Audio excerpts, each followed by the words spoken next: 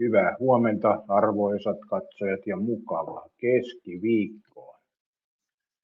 Lähdetään keskiviikkoon tästä mietiskelemään eilistä ja tätä päivää. Tosi huonosti nukuttu nyt, kun mä valvoin tuonne pitkälle Euroviisujen takia.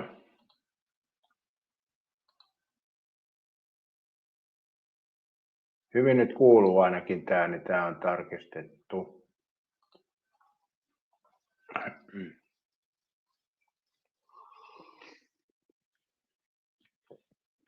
Eli mulla oli tuossa ennakoiva tuo aloituskuvake, siinä oli Beat ja Linda jatkoon. Eli sehän oli hyvin ennakoiva aloituskuva ja se piti paikkaansa kyllä.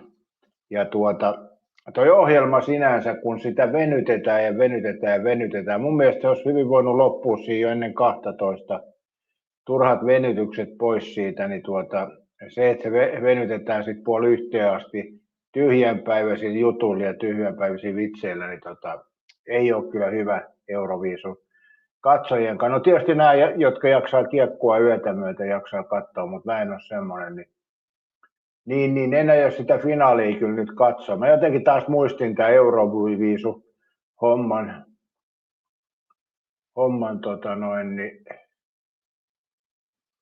Euroviisu-homman muistin taas tässä, niin eipä sitä tarvitse katsoa. Huomenta vaan erittäin hyvin sanottu. Joo, tulee kikiin, mutta tällä hetkellä mulla ei ole semmoista mahdollisuutta sen kanssa kikkailla kikin kanssa, niin kyllä sinne vielä tulee. Mutta nämä on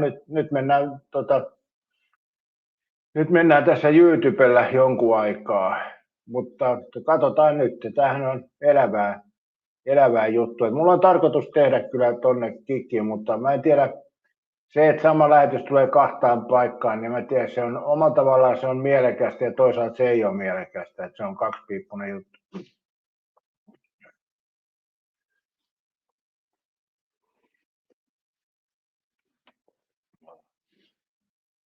Huomenta vaan Kirppeni. Mitäs mieltä olet, kun Linda ja Pete meni jatkoon? Mä katsoin sen aikaa, huomenta Laatu-kanava. Mä katsoin sen aikaa sitä, kun jatkui toi ohjelma ja sitten toisena tuli, että Suomi meni jatkoon, niin mä lopetin siihen ja lähdin nukkumaan. Mutta kyllä oli huono työunet, kyllä voi sanoa. Huomenta vaan Heidi H.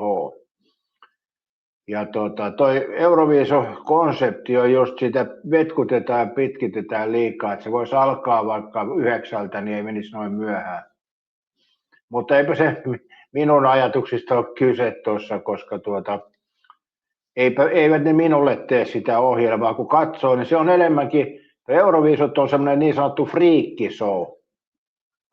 Eli siellä nämä määrätyt agendat on hyvin isosti esillä ja olkoon näin, en mä sitä sano, että jos näin halutaan, että tämmöistä viihdettä on, missä on paljon friikkejä ja sieltä taas joku kertoo tulleensa kaapista ulos ja niin edespäin. Jos näin pitää olla, niin olkoon, eihän se minulta ole pois. Mutta enkä mä ole muutenkaan mikään semmoinen hirveä musiikki-ihminen, että toki mä oon nyt vähän karaokea kokeillut laulaa, mutta en ole siis, siinä ei ole mitään taitoa eikä osaamista, eikä ei se ole kaunista kuunneltavaakaan, mutta no joo, se on, mutta kyllä mä nyt yleensä on vähän niin kuin katsonut, mutta nyt oli niin pitkitettyä showta, että mä mietin, että viittinkö mä enää uhrata aikaa. Niin tietysti lauantaihan on semmoinen vähän, mutta mähän olen umpiraitis, kuten ystävämme Kai Mikael Aalto, huomenta vaan Kai Mikael. Niin en käytä alkoholia, niin se lauantai valvoni on vähän työlämpää. Silloin kun ottaa vähän alkoholia, niin se ilta menee siihen rapeammin, mutta näin selvitepäin, niin en tiedä jaksanko valvoa ja tarviiko mun valvoa.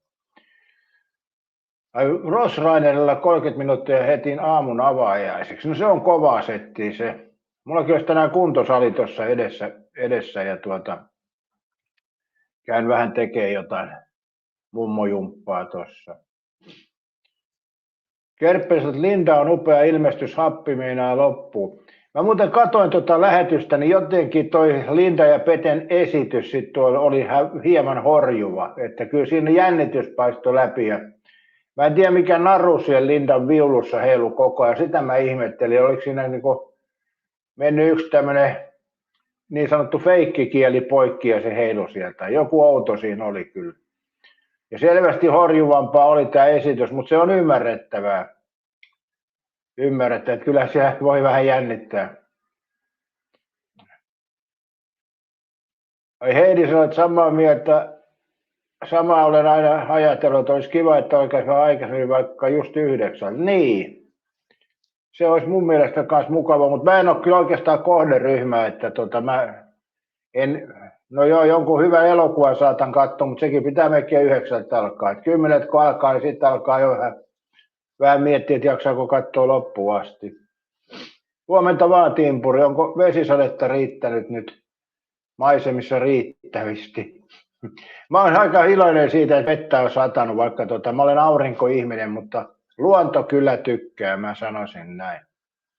Että vähän tähän ropsauttaa vettä, tai ei niin vähänkään. Muutama päivä kunnon vesisadetta ja sitten aurinko, niin kyllä luonto on sitten vihreä.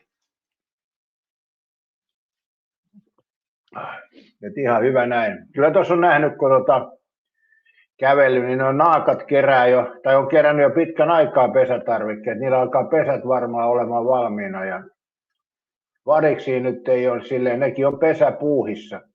Variksetkin on riiustamassa, niitä ei oikein näy sillä tavalla. Ja periaatteessa variksilla alkaa olla kohta ensimmäiset poikaset niin kuin työstettynä ja kohta niitä näkee. Tuo ei nyt ihan vielä, mutta ihan tässä toukokuun aikana niin alkaa ensimmäiset poikaset putoon puusta variksellakin. Eli kyllä kevät ja kesä on tässä pitkällä.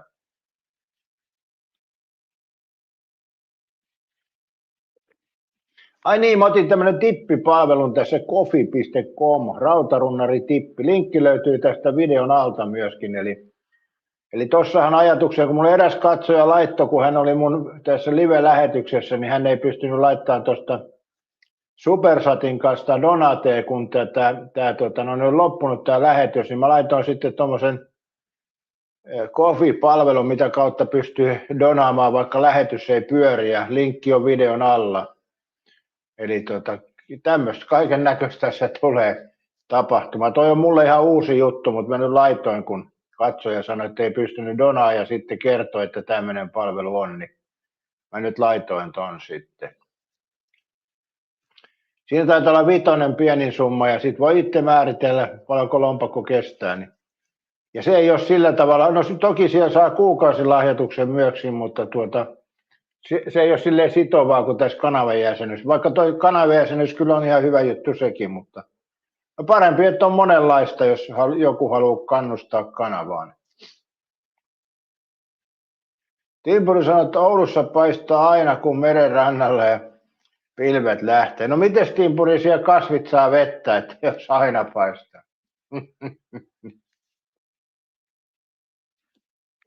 Kyllä siellä eilen taisi Oulussakin tulla kyllä vettä. Sehän oli se saderintama meni tuosta Turusta ja sitä myöntä tuonne Kemiin saakka. Huomenta on vaan muunnellut totuus. Joko Tappara nojut? Ei vielä ole. Katsotaan nyt tässä.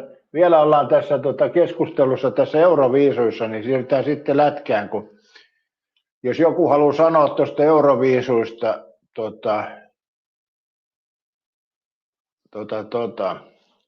jotain vielä, mitä mietteitä tuo Euroviisut herättää. Ja joo, tuossa mä kerroinkin jo muunneltu totuus, että Euroviisut on semmoinen friikkishow, mutta en mä nyt tuomitse, jos semmoista pitää olla, niin saahan se olla, eihän se multa ole pois. Ei kaikkien ohjelmien tarvitse miellyttää meikäläistä.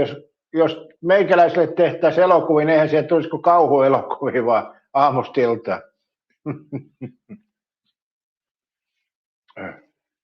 Huomenta vaan järjen ääni.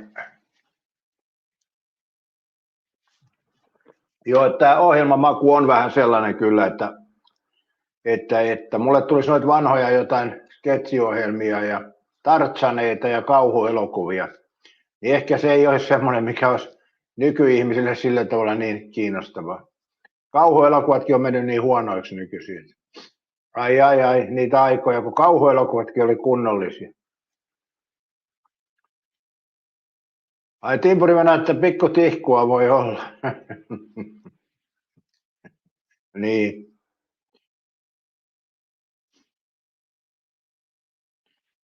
Kerppes, on hyvä, että sataa, luonto kaipaa vettä, aika kuivaa ollut. Joo, mä oon samaa mieltä, että jollain tavalla ilahduttaa, kun tulee vettä. Ja ilmeisesti sekin aurinko rupeaa tässä ensi viikolla vai tällä viikolla viikonloppuun paistamaan.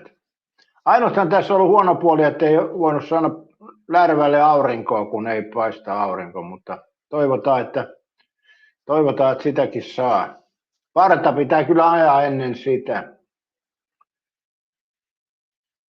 Timpuri, sä oot, miksi aina menee 7. pelin rahan takia tietty? En mä sitä, Timpuri, oisko noin laskelmoivaa toi homma, koska tuossahan nyt KK:lla oli ratkaisupaikka, niin ne lähti liian varovaisesti peliin. No siirrytäänkö me siihen jääkiekkoon sitten? Niin ne lähti liian varovaisesti, että KKhan pelasi ensin iloista ja hyökkäävää jääkiekkoa, mikä toi tulosta, mutta sitten kun oli ratkaisupeli, niin vetivät jarrut päälle ja rupeavat varman päälle pelaa ja Tappara vei, mutta tänäänhän on kaikki toisin. Noistahan nyt toki molemmat lähtee nyt varman päälle pelaamaan, eli kumpikin varoo sitä ensimmäistä maalia, mikä tulee omaan päähän,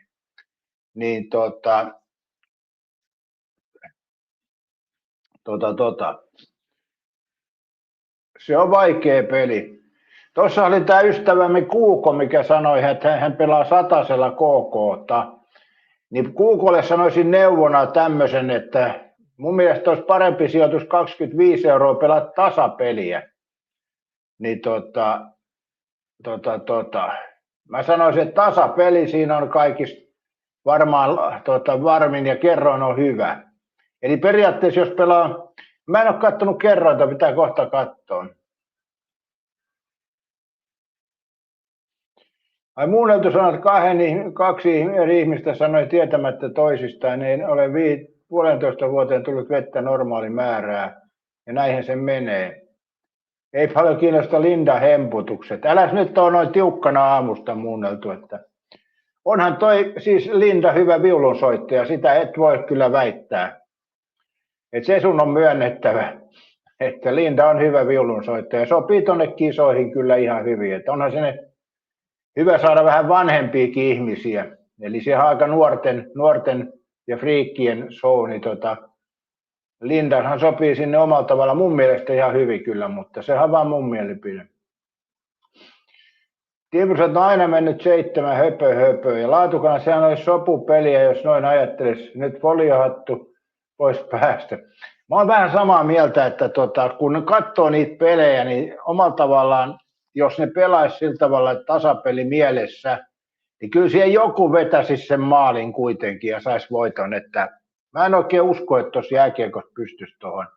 Mutta omalla tavalla niiden valmentajan taktiikka on se, että kun saadaan se maali, niin sitten siirrytään täysin puolustuspeliin. Että sehän sitten vastustaja taas hyökkää, että on tämmöistä mennen tullin peli. Se on vähän sama, jos niin kuin ottelun lopussa, niin Timpuri, oletko huomannut, kuinka usein on, jos toinen joukkue johtaa 2-1 esimerkiksi, niin se peli päättyy 3-1 tai tasapeliin. Et yleensä se maali tulee siinä vielä lopussa, eli aika usein menee jopa tasapeliksi. Eli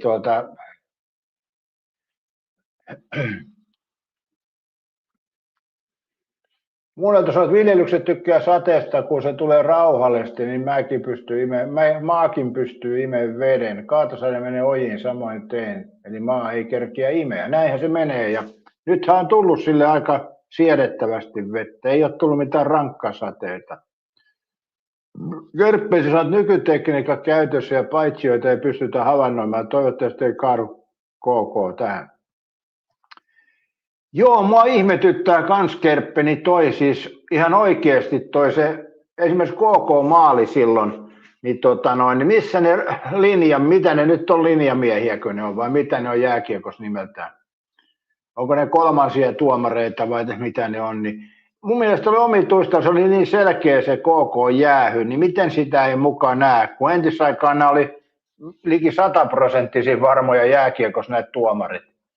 Eli kyllä siis oikeasti, onko se mennyt nyt sillä tavalla, kun luotetaan liikaa tuohon tekniikkaan, niin tuomareiden osuus on mennyt paljon alaspäin. Jalkapallossahan näin on tapahtunutkin, kun aina haetaan se VAR-tuomio, ei nyt aina haeta, mutta usein haetaan VAR-tuomio. Ennen luotettiin, että tuomari seurasi peliä, mutta nythän tuomarin ei tarvitse silleen seurata peliä, kun voidaan katsoa kamerasta. Niin käykö jääkiekossa samalla lailla? Eli toi huonontaa pelillistä tapaa, kun tutkitaan kamerasta. Mua mietityttää sekin, kun tulee paljon semmoisia tilanteita, missä ihmetellään, että meneekö se kiekko sen maaliviivan ylitse. Niin olisiko toi nyt niin vaikea saada kiekkoon jonkunnäköinen lähetin ja sitten siihen viivalle sitten vastaanotin, niin siitä voisi katsoa teknisesti, että ylittikö se maaliviivan. Luulisin, että tommonenkaan nyt ei täysin ylivoimainen juttu olisi. Siinä ei tarvitse sitten spekuloida sitä maalia, kun se ilmoittaisi, että nyt kävi kettu kolossa niin sanotusti. Niin ei tarvitse sitä erikseen spekuloida. Tekniikka kyllä sen sallisi, mutta miksei sitä käytetä, en tiedä. Onko se liian kallista sitten laittaa, en tiedä.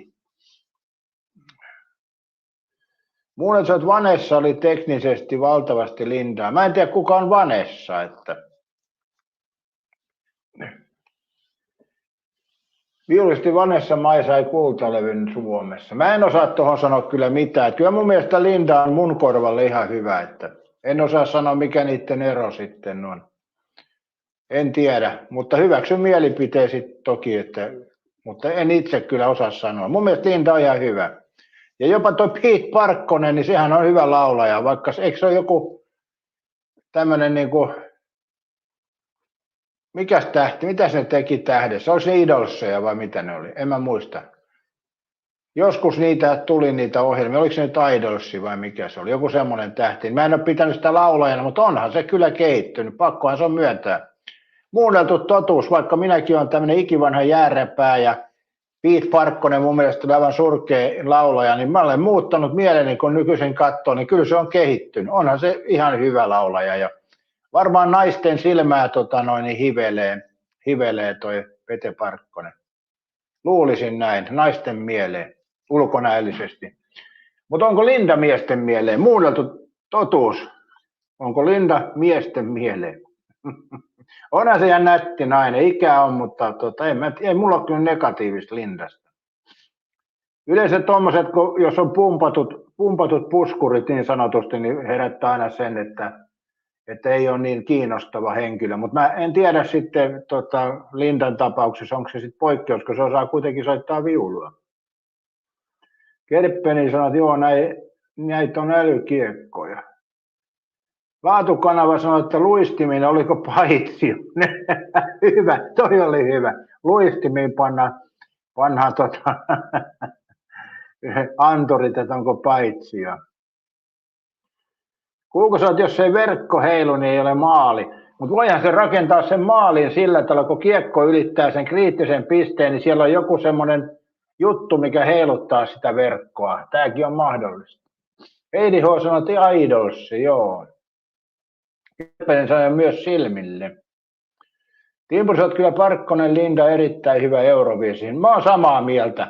Ja mä myönnän suoraan, että olen ollut väärässä, mutta silloin saatoin erehtyä. Mutta kuitenkin silloin kun tuli tämä Linda Lampenius ja Pete Parkkonen ensimmäisen kerran, niin mä ajattelin, että voi vitsi mitä sontaa, että ei kyllä ei tämmöistä tänne.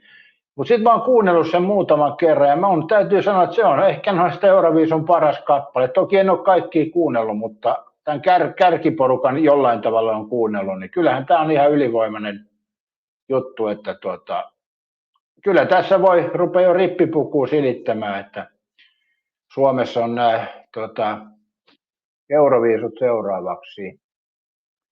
Heidi Hosat, Linda soittaa huikein hyvin. Joo, onhan se hyvä soittaja, koko elämänsä soittanut, että Kuuko sanoi, että ihan paska laula. Äläs nyt, onhan Pete hyvä laulaja, Peter Parkkonen. Ja komea mies vielä.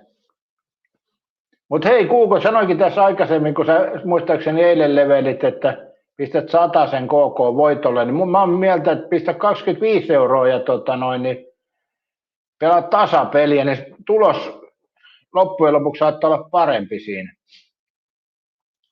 Se olisi mun mielipide, mutta Kerppeni matkui KK vedolle, älä nyt työnnä tonne rahoja, Kerppeni. 2 vitosella pelaat tasapeliä, niin voit saadakin jotain. Katsotaan muuten ne kertoimet tässä. Mulla ei ole tässä puhelinta, niin katsotaan. Joo, itse pelasin tasapeliä 2 5, mutta mä en oikeastaan pelaillut mitään. No vakio mä oon tehnyt, mutta mulla on aika vaatimatonta tää. Tuosta pitkä vedossa se varmaan on.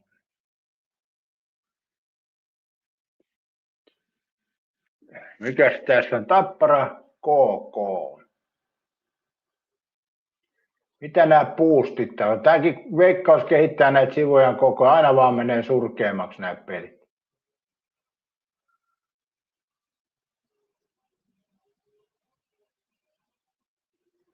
No joo. Tässä on nyt tämä kerroin, eli Tappara 188, tasapeli 385, KK 385. Eli tässä tilanteessa, Kuuko, jos sä laitat 25 euroa tasapelille, niin sä saat saman verran kuin sillä KK-voitolla. Näin se. Mitä toi Kuukos? 4,7/5 Linda. Äläs nyt. Mietipä, kun teillekin päin tulisi noin komea nainen kävelemään, niin siellä ukot lähettäisi vielä 18 vuodenkin jälkeen, että Linda kävi täällä kävelemässä. Jotkut kaivaisi lapiolla kengänjäljet maasta ja pistäisi vitriiniin talteen. Näin mä luulen vähän. Kerppeni sanoi, mitä, onko Lindan kanssa esiintymässä joku muukin? Linda ja joku muu muka, niinkö?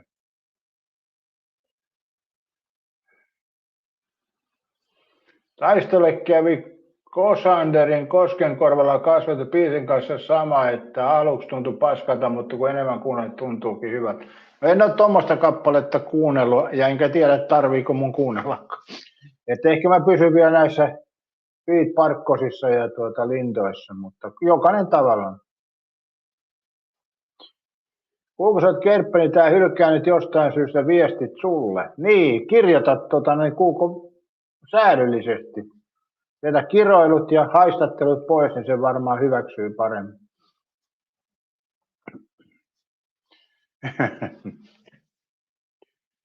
Muunneltu sanoo, että joo Linda, jos olisi huippuviulisti, olisi se maailmalla soittamassa. Ei pelkkää ulkonalle pärjää, en tarkoita pahalla. Vanessa eri luokkaa, vaikka en fani olekaan. Nyt sä oot muunneltu kyllä ihan pihalla tässä kohtaa. Onhan se Linda maailmalla soittamassa. Euroviisuus, mikä on, taitaa olla maailman suosituin musiikkitapahtuma. Jos se menisi jotenkin New Yorkin Filharmonikkoihin soittamaan, niin se on pienempi juttu, kun tämä Euroviisut on maailman huippumusiikkitapahtuma. Eli nyt muunneltu vähän valoja päälle. Kyllä toi Linda on nimenomaan nyt maailmalla soittamassa. Mutta joo, se tarkoitat, no joo, olihan tuossa, kun oli se niin Linda soitti pelkästään, niin siellä oli sitten tuo Filharmonikka taustalla, niin kyllähän siellä niitä viulunsoittajia on kuinka paljon, ja mitä ne sitten erotellaan, se on vähän juttu. Mutta mä en tiedä, mikä sun suosikki on Vanessa, niin en ole sitä katsonut, minkä näköinen se on. Onko se ulkonäössä se voima, en tiedä. Varmasti molemmat on hyviä soittajia, ura kulkee eri tavalla. Kuuko kysyi, paljonko sai vielä kerrointa? Joo, katoin tuossa äsken, niin 385 oli KK:lla ja tasapeli 385 ja Tapparalla 188, mikä on kyllä aika alhainen mun mielestä. Siellä on tamperelaiset paukuttanut päämärkänä Tapparaan. Luulisin näin. Mutta itse lähtisin kyllä tasapelistä tossa, mutta kyllähän toi KK vetona on ihan hyvä ja kyllä mä itse toivon, että KK voittaisi. Mutta eihän täällä mikään toivotaan ohjelma tai muu. Eli siinä mielessä. Mutta kyllä olisi toivottavaa, että KK voittaisi. Mä en tiedä muuten miten on käynyt. Tapparahan monta kertaa mennyt tänne seitsemänteen peliin. Miten sillä on yleensä käynyt? Että onko se voittanut vai hävinnyt? Huomenta vaan melkein DG:llekin. Niin mitenhän sillä on käynyt aikaisemmin? Tappara on monet. KK ei varmaan ikinä ole finaalissa ollutkaan, vai onko? En tiedä. Mä en ole niin paljon seurannut jääkiekkoa, mutta jos näin kylmältään sanottaisiin, niin KK ei ole koskaan ollut finaalissa. En ole kyllä 100% varma, mutta sanotaan 99,9%.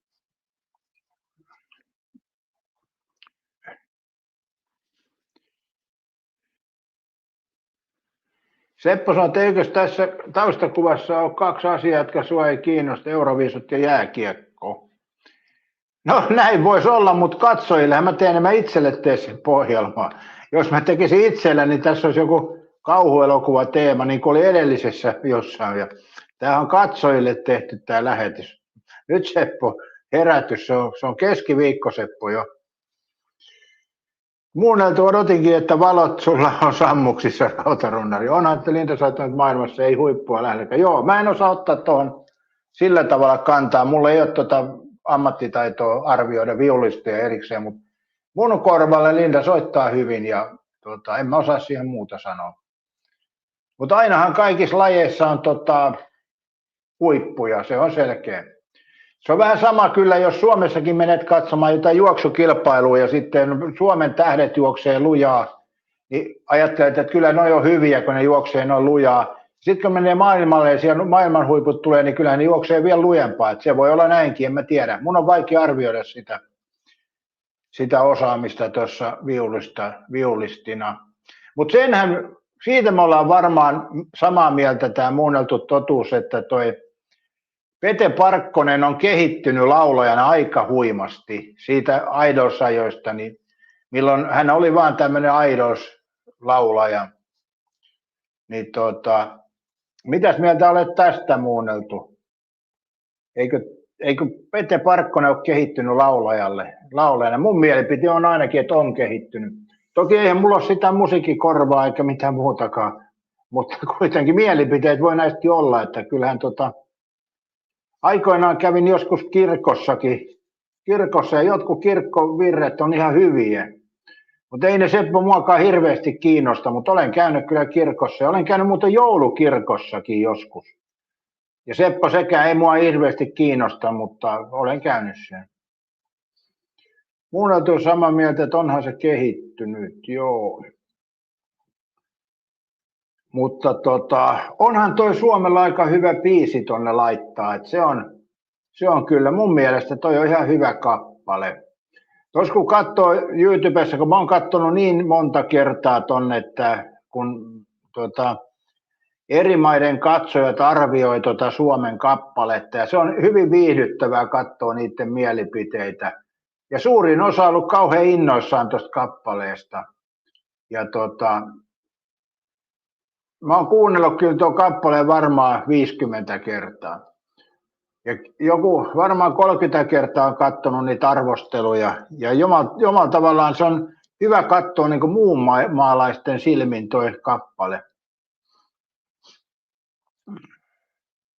Timpurot sentään nyt on laatua. Niin on. Kyllä Suomi nyt laittoi hyvän. Ei, miettikää Windows 95 miestä, niin olihan se ihan naurettava esitys. Kääriäkin oli vähän niin kuin dillin, mutta toi Windows 95 mies oli todella surkeita, vaikka sillä oli tietysti tommoset meikäläisen mieleiset sortsit jalassa, sortsit. Joo, Seppo, varmaan näin kyllä mä voisin sanoa, että olen mä sen kuunnellut. Aika useasti, kun mä avaan tuosta telkkarista YouTube, niin se ehdottelee näitä ja sitten mä niin ohi menen katon aina ja niin edespäin. Että tämmöistä Seppo on kuule, maailman meno.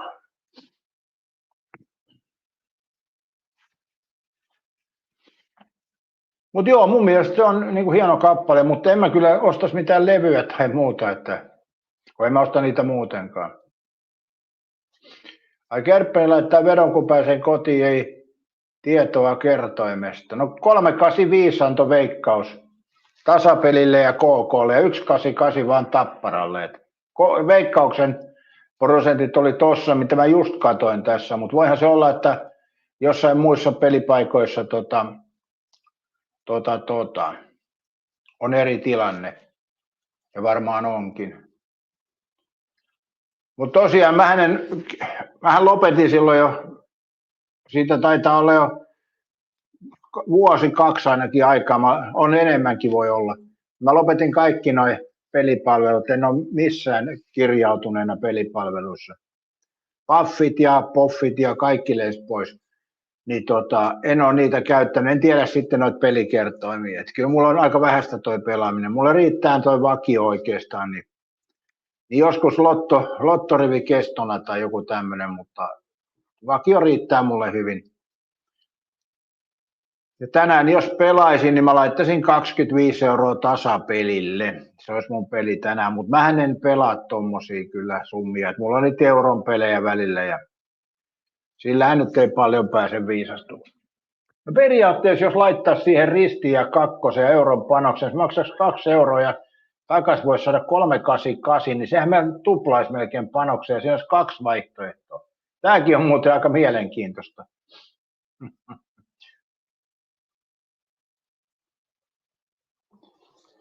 Mutta on se omalla tavallaan hieno juttu, että pääsi tuosta eroon tuosta tuossa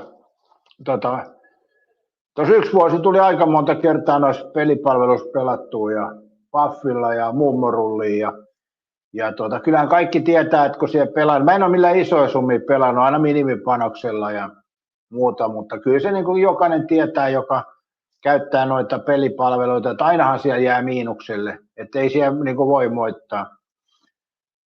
Jos kerran voittaa, niin sitten pitäisi heti lopettaa. Ja kuka lopettaa voittoon? Ei juuri kukaan. Että jos saisi vähän liian lisää ja sinnehän ne uppoo.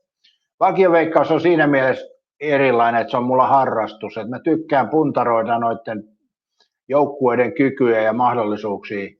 Ja se on niin kuin hyvin mielekäs. Siinä mä maksan sen harrastuksen vaatiman summan. Viime kierrokseen taisi 8 €, kun siihen meni peräti vakioveikkaukseen. Mutta ei siinäkään nyt, harvoin siinäkään mitään tulee, että kyllä se on semmoinen. Mutta mä hyväksyn sen, koska vakio on mulla harrastus, niin mä hyväksyn sen, että se jonkun verran menee siihen. Kaikki harrastukset maksaa. Ei ole ilmasti harrastuksia kovin paljon. Hengittäminen on yksi suhkotilmainen, ainakin toistaiseksi vielä. Paitsi korona-aikaan sekin oli maksulle, jos yleisellä paikalla hengitteli, niin piti maski ostaa. Että ei sekään täysin ilmaista ollut, mutta.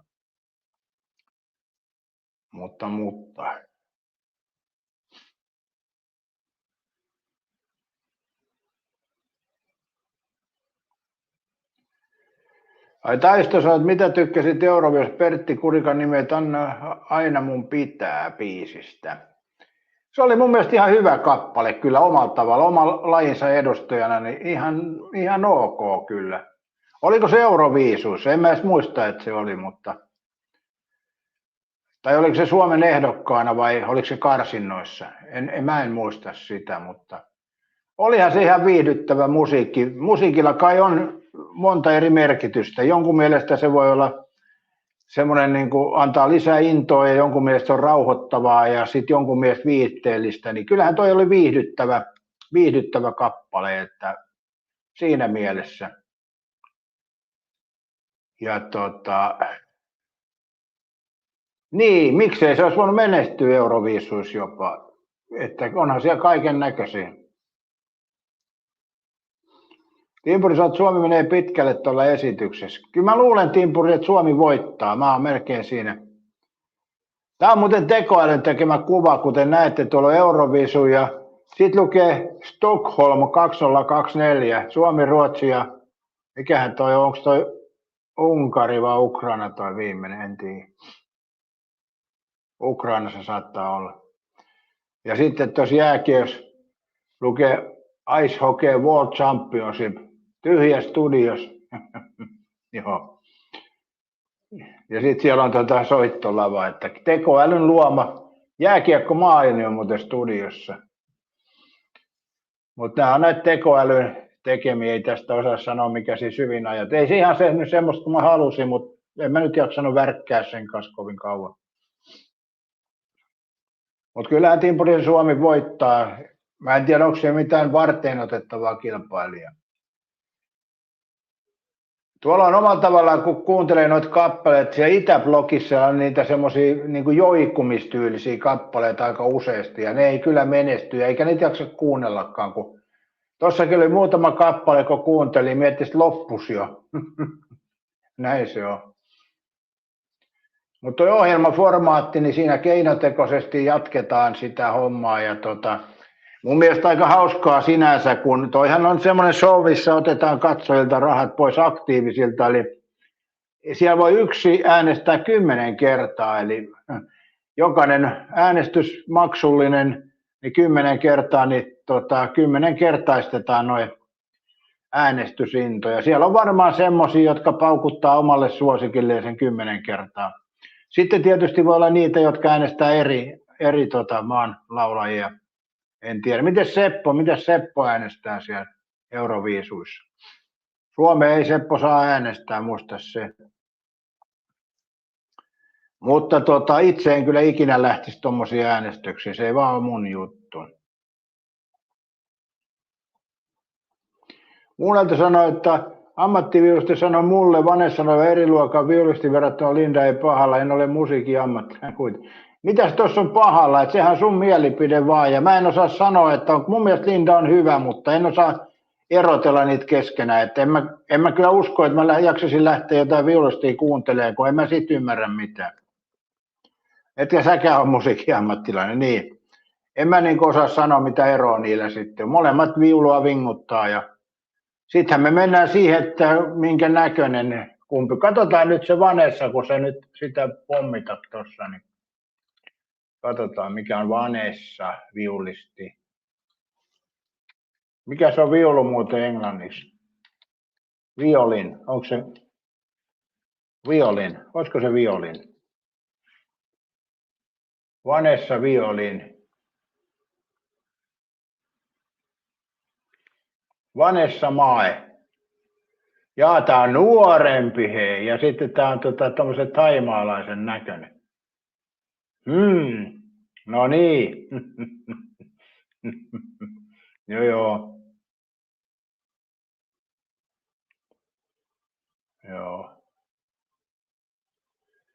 No, nämä on nyt sitten taas näitä.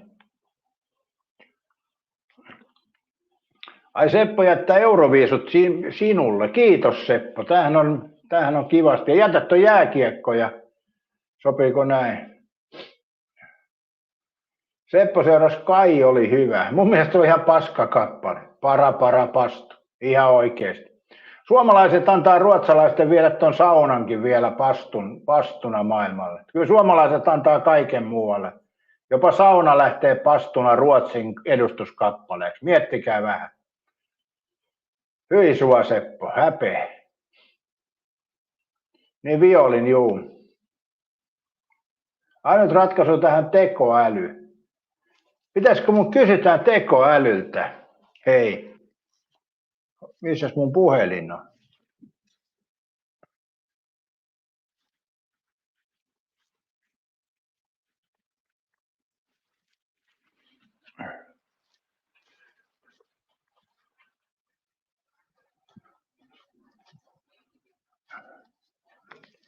No. Mä en usko täysin kyllä muunneltua totuus, ettei ulkonäkö vaikuta, mutta jos et ole niin kuin asian perehtynyt, mutta katsotaan. Kumpi on parempi viulisti, Linda Lampenius vai Vanessa Mae? Molemmat ovat taitavia, mutta valinta riippuu tyylitajustasi. Vanessa Mae mullisti pop-viulun maailmanlaajuisesti, kun taas Linda Lampenius tunnetaan teknisestä puhtaudestaan ja monipuolisuudestaan klassisen musiikin puolella.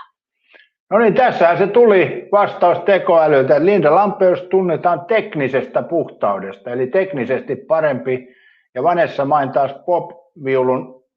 mullisti pop-viulumaailman. Eli nämä on eri tyylilajeja sitten, jos viulistina. Että Vanessa Main on enemmän poppia ja Linda Lampeus on taitava viulisti. Eli tällä periaatteella Linda Lampeus on parempi. Mutta tämä on tekoäly vastas näin. Mitäs tähän sanot muunneltu totuus? Onko tekoälyt? Joo, Linda on parempi teknisesti tekoälyn mielestä. Eli tässä me saatiin tekoa. Mä hyväksyn siinä mielessä tekoälyn mielipiteen, koska mulla ei ole mitään käsitystä tuosta. DG mielestä paras viilusti on Lili Haudki. Onpa outo sukunimi. Timpuriset oikein sanoi, joo. Kyllä se varmaan Linda on teknisestä. Mä en oikein tuosta Vanessa Maista tiedä, mutta kyllä se varmaan pitää paikkaansa. Ei se Linda suotta ole kuuluisa. Mutta popmusiikissa on sitten tämä Vanessa Mai, että vähän erityylinen, että Linda Lampeus on klassisen viulunsoiton ystävä. Ja siinä mielessä omalla tavallaan hienoa, että se on Euroviisuus sitten tämän tyylikentren edustajana. Vaikka mä en tiedä, että onko se tuossa sitten klassista viulunsoittoa tuossa. Mä en osaa sanoa, minä näistä erota mitään. Kerpisen tekniikka on tärkeää, kuten myös klassisuus. Kiitos, Auta, tiesin, että sinun voi luottaa. Joo. Muunneltu on totta kai ulkonakin vaikuttaa lehdistön mediaan helposti myydä sillä, että tekoäly antaa sen, mitä haluaa. Miten sä voit näin sanoa muunneltu totuus? Mähän kysyin tässä suoraan rehdisti tekoälyä, en ottanut mitään ennakkojuttuja tämän. Tekoäly itse teki tämän vastauksen.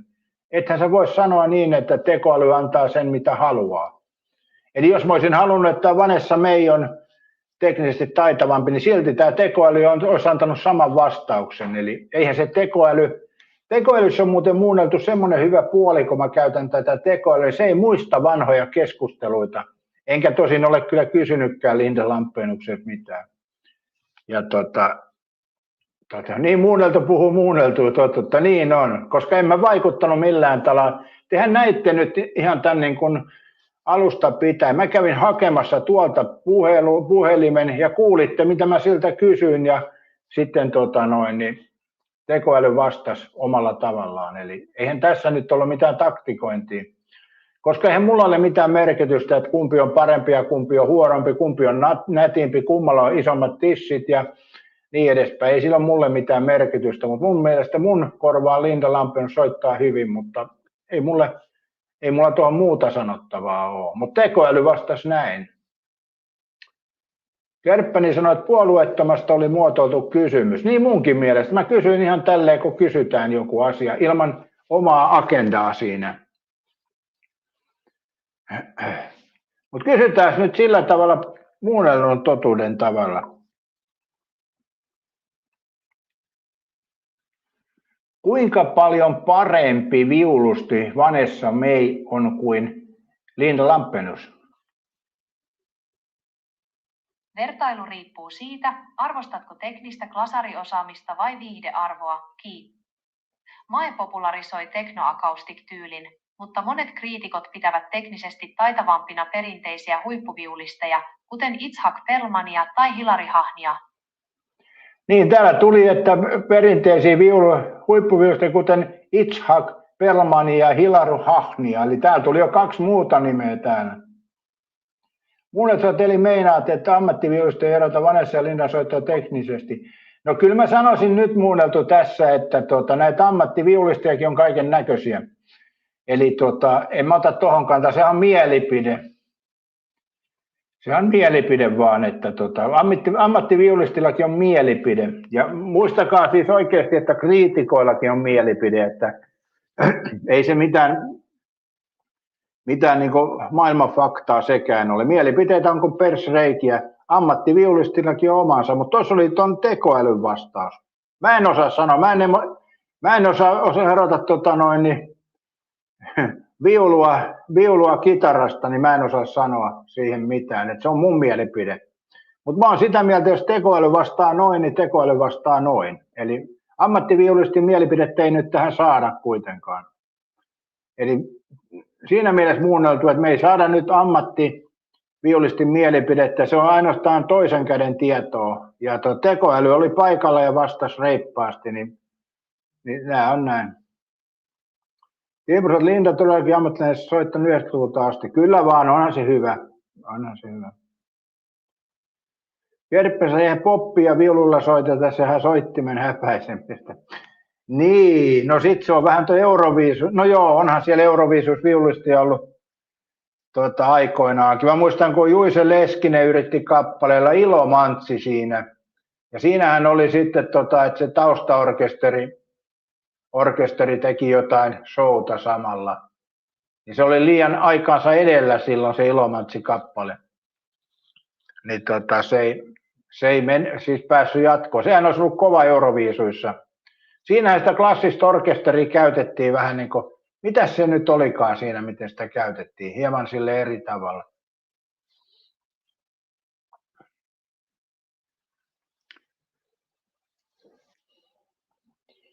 Eikä sä voihan levykin loppua outoon sointiin. Niin.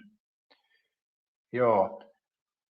Mutta tässä jos me verrataan näitä kahta asiaa, muunnellulla on selkeä mielipide, että Vanessa May on parempi. Okei, hyväksytään tämä, se on mielipide. Mulla taas ei ole, kun mä en ymmärrä mitään tuosta viulusta, mutta mun mielestä toi Linda Lampelius soittaa hyvin ja hänen kappalettaan kuuntelen, kun tuossa Euroviisuissa on. Vanessa Maytä en kyllä kuuntele, ei mulla ole mitään tarvetta kuunnella. Saattaa olla hyvä tai ei, mutta en mä sitä lähde kuuntelemaan, kun en mä siitä mitään ymmärrä, niin se on turhaa. Se on vähän niin kuin tuon laulun kanssa, että kuka nyt on hyvä laulaja ja huono. Sehän on, miten se niin kuin osuu korvaan, niin sehän on näin. Välttämättä ei tarvitse edes sanoja osata aina, niin voi olla hyvä laulaja. Mä muistan silloin pentuna, kun ei osannut englantia, niin jotkut englantilaiset kappaleet tuntui hyvältä vaan sen takia, että niissä oli hyvä rytmi ja hyvä ääni, vaikka ei ymmärtänyt yhtään, miten niissä lauletaan. Kerppeset laulussakin sanotaan, että hän hyväili kieltä sen yhtenään ruhtinaan viulun. Aivan Kerppeni, että jos viulun kieltä hyväilee, niin soundi on parempi. Aivan. Ai timpuri meidän olla Norjassa. Mitäs timpuri Norjassa tekee?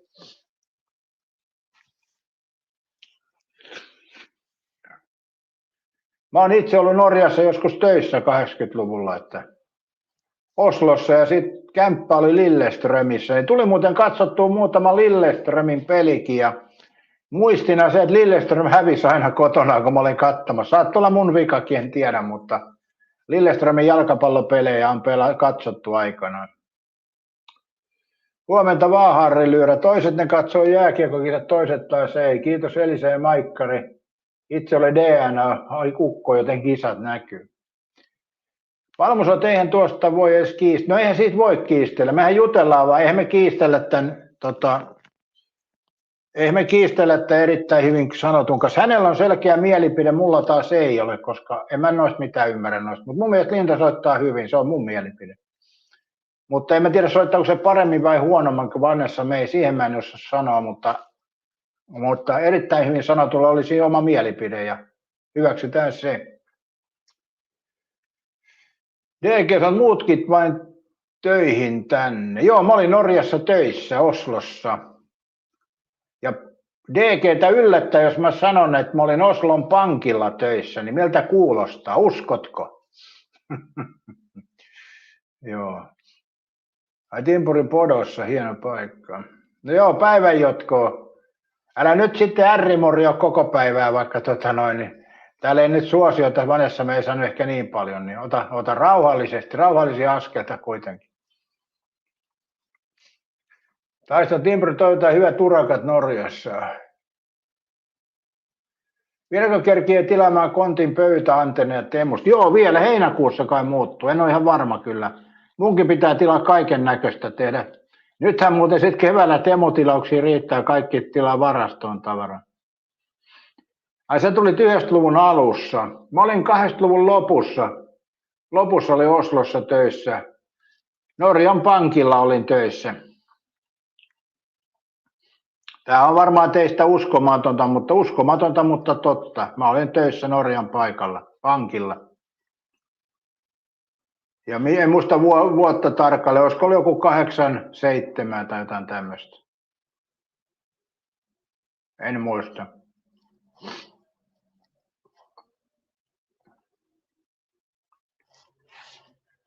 Mutta mä näen sen kyllä tästä tietokoneelta, jos mä haluan.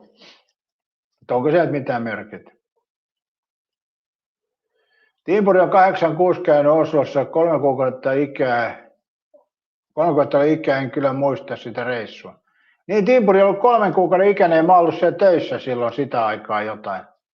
86, 87, 88, siihen se varmaan menee se aika. Ja sen mä muistan sieltä, että siinä oli semmoinen ruokapaikka, semmoinen pakistanilainen piti semmoista ruoka-lounaspaikkaa ja sinne sai ostettua piikkiin ruokaa, kun olisi pankilla töissä. Ja sitten halvempi paikka oli siinä Oslon asemalla, niin siellä oli Oslon työläisten ruokapaikka, niin sen kun kuulin yhdeltä hepulta, mikä oli Suomen ruotsalainen, mä en itse osannut ruotsia enkä norjaakaan, niin en ikinä voinut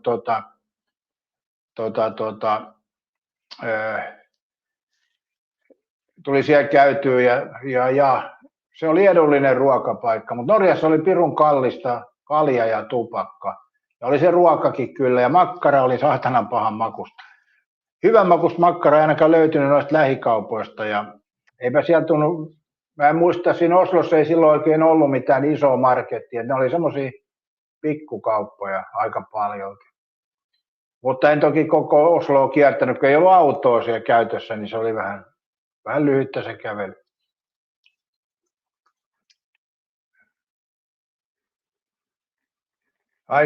DG sanoi, että puhuit siitä jo monta vuotta sitten, muistat, että minä en juo, olen selvinpäin. En minäkään juo, mä oon sitoutunut raittiuteen. Mutta ei silleen, että mä olisin mitään niin kuin naulannut seinään, mutta mä nyt ajattelin vaan, että mä en tarvi alkoholia, niin en ole ottanut. Että 4. päivä huhtikuuta on viimeksi ottanut hieman alkoholia ja se riitti mulle niin kuin ajatukset. Tänä vuonna mä muutamat kerrat on ottanut, tosi vaatimatontahan se on ollut. Ja sitten mä ajattelin, että miksi mä otan ollenkaan. Eikö tämä aika hyvä logiikka, kun jos ottaa vähän alkoholia, niin sitten miettii, että miksi sitä ottaa ollenkaan. Eli kun ei se tuo mitään semmoista itseisarvoa, että saman määrän saa, kun ottaa Coca-Cola jollekin sokeriin, niin siinä tulee saman verran kaloria. Sokerilla Coca-Cola jollekin, niin kaloria tulee saman verran. Eli Ja tässä kun istuskelee ja höpöttelee, niin en mä tässä mitään alkoholia tarvitse, kun mä höpöttelen niitä näitä. Eli ei se vaadi minkäännäköistä alkoholia tässä kohtaa. Mä en tiedä siis, onko sillä mitään merkitystä terveyden kanssa. Mä en osaa sitä kyllä sanoa. Ei mulla ole mitään terveyshaittoja ollut tuosta alkoholista. Mutta onhan siinä joskus, kun mä oon ottanut sillä tavalla tuon rapula, niin on mennyt seuraava päivä vähän piparille. Ei voi ajaa autoa eikä voi mennä kuntosalille, niin omalta vaan nyt ei ole sitä pelkoa kyllä. Timpurissa ne ottaa, jotka ottaa jokaisen omaa asiaa. Niin jokainen aikuinen ihminen voi tehdä, mikä parhaaksi katsoo. Ja jotkut ottaa liikaa, mutta voi, eihän sille mitään voi. Ja jotkut ottaa liian vähän sitten, tai jotkut ei ota ollenkaan. No. Voiko alkoholi ottaa liian vähän? Se on vähän vaikeampi probleema sitten.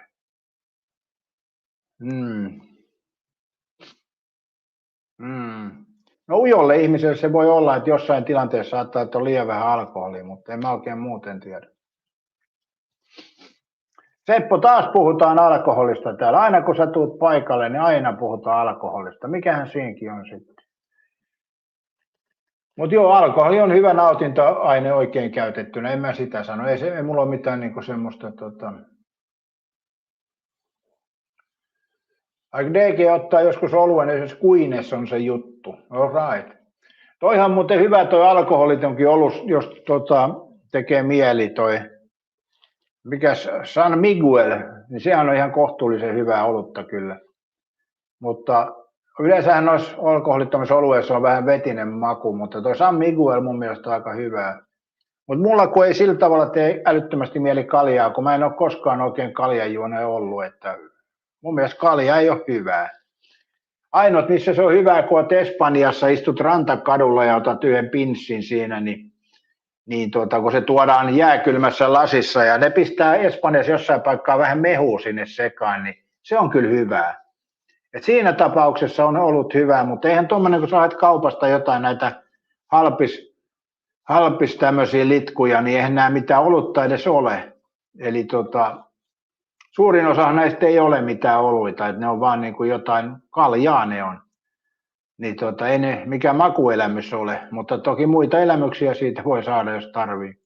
Mutta tosiaan Espanjassa, kun istut siinä rantakadulla, aurinko paistaa, tilaat pinssin, maksaa yleensä jonkun alle euron. Nyt voi tietysti hinnat olla noussut, mutta ne tuo sen kylmässä lasissa, ne pistää, mä katsoin kerran, ne pistää jotain mehua sinne sekaan. Sitten se tulee siihen nenän eteen ja sitten se vaahto on siinä, niin ai että, se on kyllä hyvä. Mä en tiedä, laittaisiko ne omenamehu siihen, koska värihän siinä ei muutu. Mä en oikein tiedä. Ja silloin kun mä viimeksi olen sen huomannut, niin se paikka oli semmoinen, missä ne hablas Espanjaa. Eli ei puhunut mitään englantia eikä muuta, niin vaikea on kysyä kyllä, mitä sä laitoit sinne sekaan. Ajatteleko meidät kysymään siihen englanniksi, että mitä laitoit sinne sekaan, niin nehän luulee, että se on syytös. Eli nämä on hankalia juttuja. Mutta joo, se on kyllä, se on hyvä sellainen ollut kyllä joo, ei siinä mitään. Harri Lyyrä ei ota juuri laikaan, koska ei tarvii. Nytkin valitsin Saunajoksi kotikaljaa, perinteinen. Niin, mä oon ruokapaikoissa jossain ottanut tuon kotikalja, missä ei ole alkoholia, niin se voisi olla kyllä ihan hyvä ruokajuoma, mutta siinä pitäisi olla sokeria jonkun verran. Et jotkuhan nuo kotikaljat on vähän liian happamia ehkä. DG-mies Pirkka-olut on maailman paras ollut. No ei todellakaan. Kyllä nuo ulkomaalaiset, tanskalaiset oluet on aika hyvin näissä tölkkiolueissa kyllä. Kyllä, mutta ei ne pärjää sille tunnelmalle, mikä on Espanjassa, että se vaan on näin. Mutta nämä on makuasioita. Jotkuhan tykkää, että halvin on parasta ja niin ei kai siinä mitään. Makuasioita nämäkin tietysti on.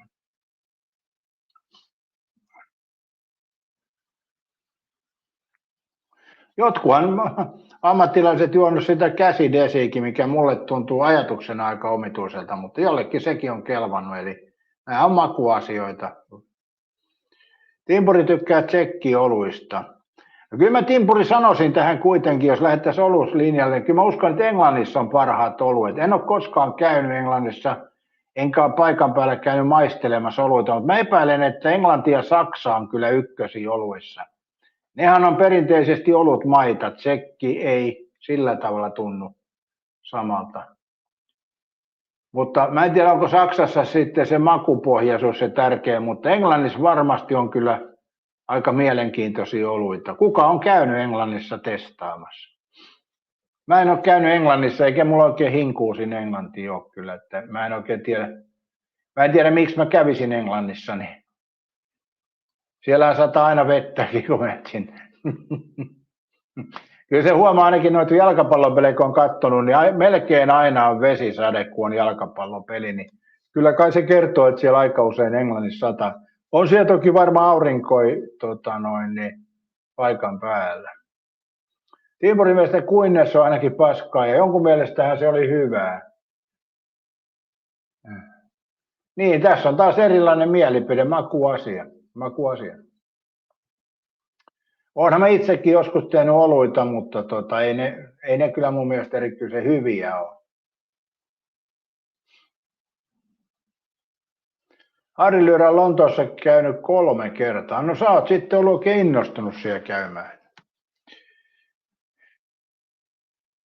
Meillä oli entisaikoina, eihän me suomalaiset käynyt kuin Ruotsissa ja sitten tuli lentokoneet ja mentiin Hassensiivellä, kun tämän Keihäsen kyydissä ja niin edespäin. Morjesta vaan Lidit. Joo.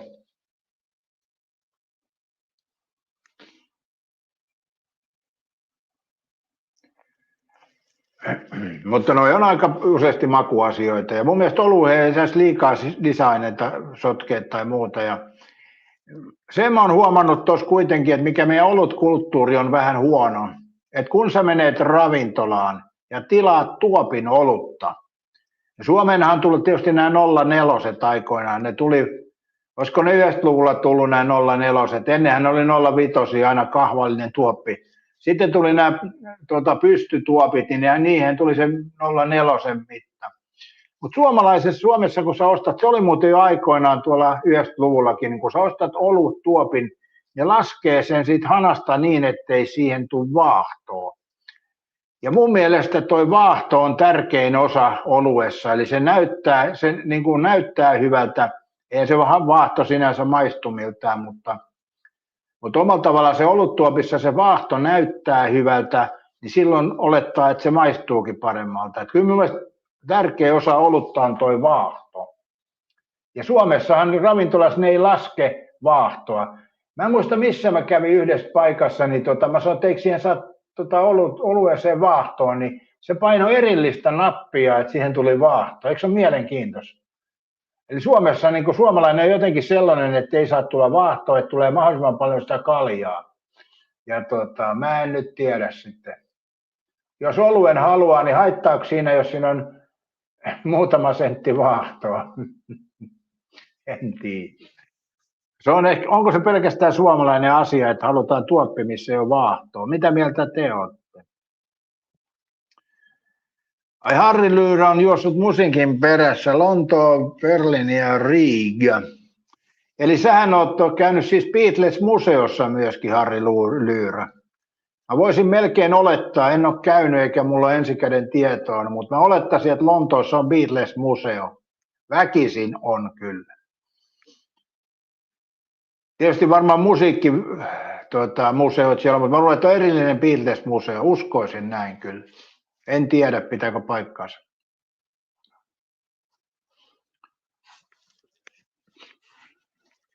Olihan se Beatles aikansa legenda ja kappaleet kestää vieläkin päivän valoa.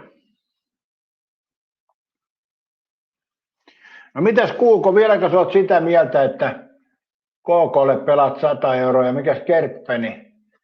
Kertoimet on täällä nyt.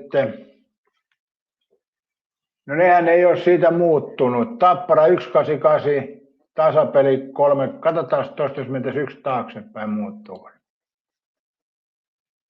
Ei. Tappara 188, tasapeli 385 ja KK voitto 385 ja siinä on tommosen, mikä tää nyt on sitten, Salaman kuva, antaako se jotain ylimäärää, onko se jotain ekstraa, en tiedä.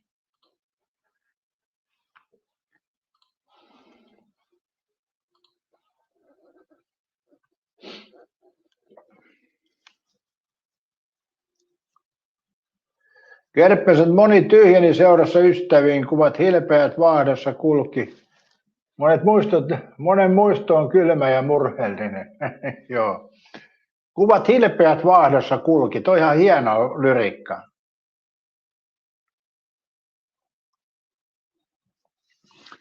DG on juonut parhaan oluen Karibialla. Oluen nimi oli Grande Presidenti, eli suuri presidentti. Okei. No se ei voi kyllä mitään litkua ollakaan, jos tehdään presidentillä. Onkohan se maistatettu ensin presidentillä, suuri presidentti?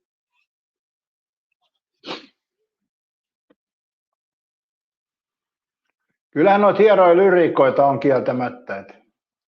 Mä itse tykkäsin aikoinaan sitten ton Reino Helismaan lyriikasta. Se oli jollain tavalla, sen sanailu oli niin meikäläiseen osuvaa, että en tiedä. Ja sitten tietysti Juhavat Vainio.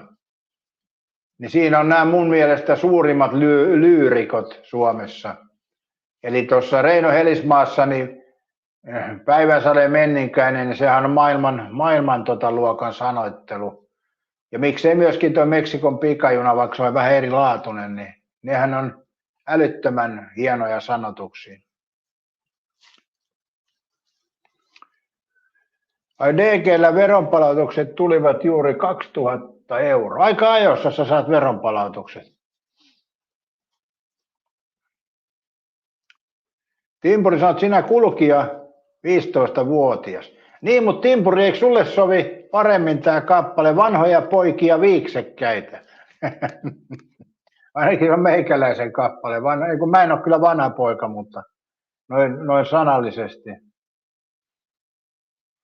Ja sitten Pekka Vesalalle, oliko se Vesala, Pekka Vesalalle tämä Kotkan poikia ilman siipiä sopii hienosti. Mutta joo, toki Juisekin osasi sanottaa, mutta kyllä nämä oli mun mielestä ylivoimaisia, tämä Reino Helismaa ja Juhavat Vainio. Ja onhan tietysti näitä muitakin, Veksisalmea ja kyllä Suomessa on Rauli Baddingilläkin oli hyvä sanotuskyky ja niin edespäin. Mutta mä en tiedä, onko nykypäivän enää niin hyvin sanottajia. Tuntuu, että ei ole. No jotkut laulut osuu vielä, mutta ei niissä ole semmoista syvällisyyttä kuin noissa ennen oli. Nyt nämä on tämmöisiä joku muu muka, kuka liian. Lidit kysyy, että eikö se ollut 16-vuotias kulkijatimpuri? Mikäs oli 16-vuotias kulkija? Niin, Timpuri, sä oot 15-vuotias ja Lidit sanoo, että eikö sä oot 16-vuotias? Joo, en tiedä kyllä. DG sanoo, että Juisen juttuja tonkiin, hän oli oikea sana, Seppo. Joo, niin Juisella oli se, että se teki omalla tavalla niin kuin, Juise teki eri lailla mun mielestä omalla tavallaan. Eli Juise teki, että nyt on iloinen Einari, sekupyörä Einari se. Eikö se ole mielenkiintoinen? Mä sitä mietin silloin aikoinaan, että miten se noin laulaa. Että nyt on iloinen Einari, sekunpyörä Einari se. Ja se oli Einarin polkupyörä, taisi olla kappaleen nimi. Siinä oli semmoinen sanotus, mikä pisti miettimään. Ja se on tarkoitukseen varmaan tehty se sanotus, että se pistää hieman miettimään. Nyt on iloinen Einari, sekupyörä Einari se. Se ei kyllä heti auennut sekään kappale. Huomenta vaan duunaria. Onko työpäivä taas edessä tänne? Deikasat 25 vuotta sitten, 20-50 vuotta Suomessa soi arabiankielisiä lauluja. Mutta onhan noita sanotuksia tehty tuolta jo. Reino Helismaahan teki jo iät ja ajat ja Juhavat Vainio tuli myöhemmin. Ja no Juise osasi kyllä sanottaa sekin, mutta oma tuo Juisen kappaleet. Hei, sitten meillä on Pelle Miljoona bändi, mikä on niilläkin hyvin sanotuksia. Mä en kyllä tiedä, kuka niillä tekee ne sanotukset. Onko se Martti Syrjä vai kuka se tekee, vai tekeekö ne yhteistyössä?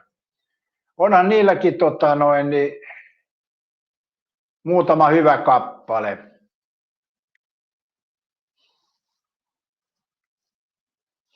Yöt töitä duunarilla. Joo, kyllähän Eppu Normaalillakin muutama hyvä sanotus on kieltämättä. Mutta nämä on paljon semmoisia, jotka teki lähinnä omia kappaleita. Mä en tiedä, kuinka paljon Juisa teki muille sanotuksia. Varmasti teki, mutta Reino Helismaa teki aika paljon muille juuri kappaleita. Ja sitten Juhavat Vainio myöskin, vaikka itsekin lauloi. Ja Veksisalmihan teki pelkästään muille. Mä en tiedä, onko Veksisalmi ikinä edes laulanut. Ja olisiko sen pitänytkään laulaa, sitä mä en osaa sanoa. Pannaanpa muuten puolen tässä saman latinkin, kun 57% oli vaan. Noin paljon vei virtaa tekoälyn kanssa keskusti. Mutta joo, tekoäly mä käytän jonkun verran ja määrätyisjutussa. Ja kyllä mä kysyn jotkut asiat se vaan niin tekee paremmin toi tekoäly. Jos mä tarvin jonkun kaavakkeen tai jonkun luonnostelman, niin tekoäly tekee sen kyllä hetkessä.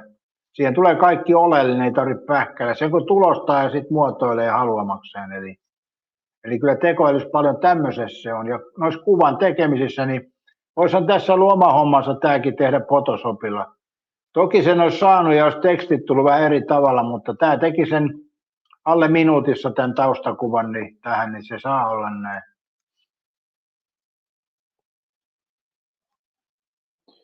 Kerpesä kuuntelee esimerkiksi Tie kohti Alaskaa, niin niissä pikkusen erilainen sanoma kuin nykyään. Mä en nyt tuu mieleen, mikä on tie Alaskaan. Timpuri saat 4000 biisiä Veksisalmi kovin.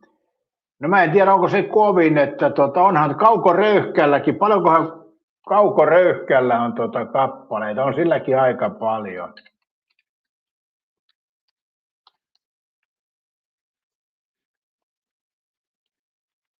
Ja ainut mikä on semmoinen tunnettu on Kauppaopiston naiset, eli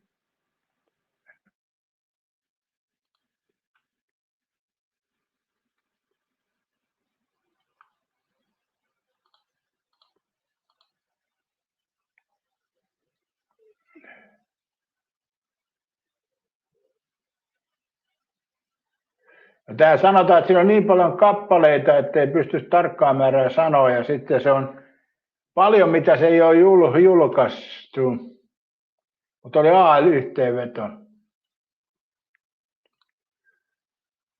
Luettelo Kaukoröyhkän kappaleista. Paljonkohan näitä sitten on? K:lla aika paljon M-kirjaimella ja P:llä. Yllä. Z:llakin on Chaya. Katsotaan tässä Kauppaopiston naiset.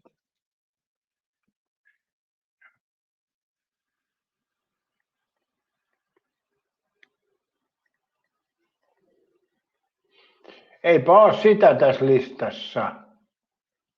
Eikö se ollut Kaukoröyhkän kappale?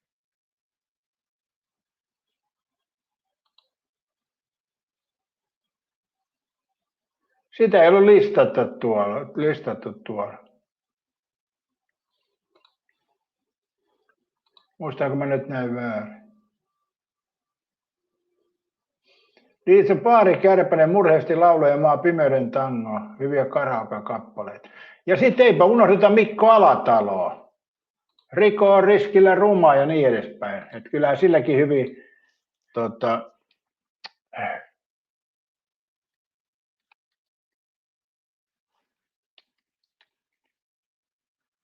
ei kun se oli Kari Peitsamo eikä Kaukoröyhkä. Kari Peitsamo, se on tehnyt kans hirmumäärän.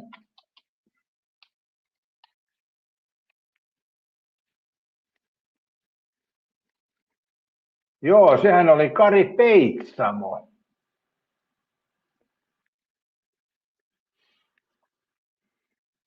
Sehän on tehnyt kaiken näköisiä kappaleita. Silloin kanssa älytön määrä, että se teki sillä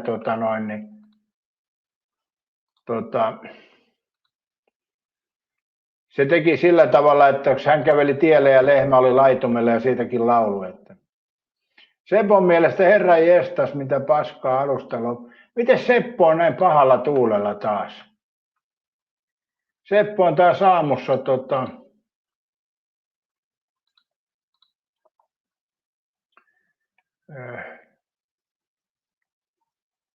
niin, Peitsamon mukana esittävä listassa on 1010 kappaleita. Jos Peitsamon levyttää useampaan kertaan, mainittu kerran. Eli kyllä silläkin älytön määrä on Peitsamolla. Ja silloin tosiaan vaan se yksi kappale, mutta Kaukoröyhkällä taisi olla kyllä joku, oliko se jossain kilpailu, oliko se jopa Euroviisukilpailu, en tiedä. Niin, eli Peitsamo ja sitten Kaukoröyhkällä on enemmän kuin Juisella. Kari Peitsamo se oli kyllä. Seppo sanoi, että Peitsamo siis jo meni itsekin vippu. Joo, niin näin. Mistä päättelette, että olen pahalla tuulella? No tähän voi vastakysymyksen, mistä päättelisin, että et ole pahalla tuulella. Tämä on tämmöistä vastavuoroisuutta. Mutta toi paskaa sanan käyttäminen on semmoinen, mikä omalla tavallaan kertoo, että ei balanssi ole ihan hyvä. Voimasanan käyttö kesken lauseen tehostaaksesi sanomaan. Timpurin mielestä Veksisalmi on selvästi kovin se. No mä en oikein tiedä Veksisalmen kappale. Onhan sillä kyllä muutama hyvä sanotus, mutta en mä tiedä, onko se, mikä on kovin sitten, miten se nyt määritellään. On se paljon tuotantoa kyllä.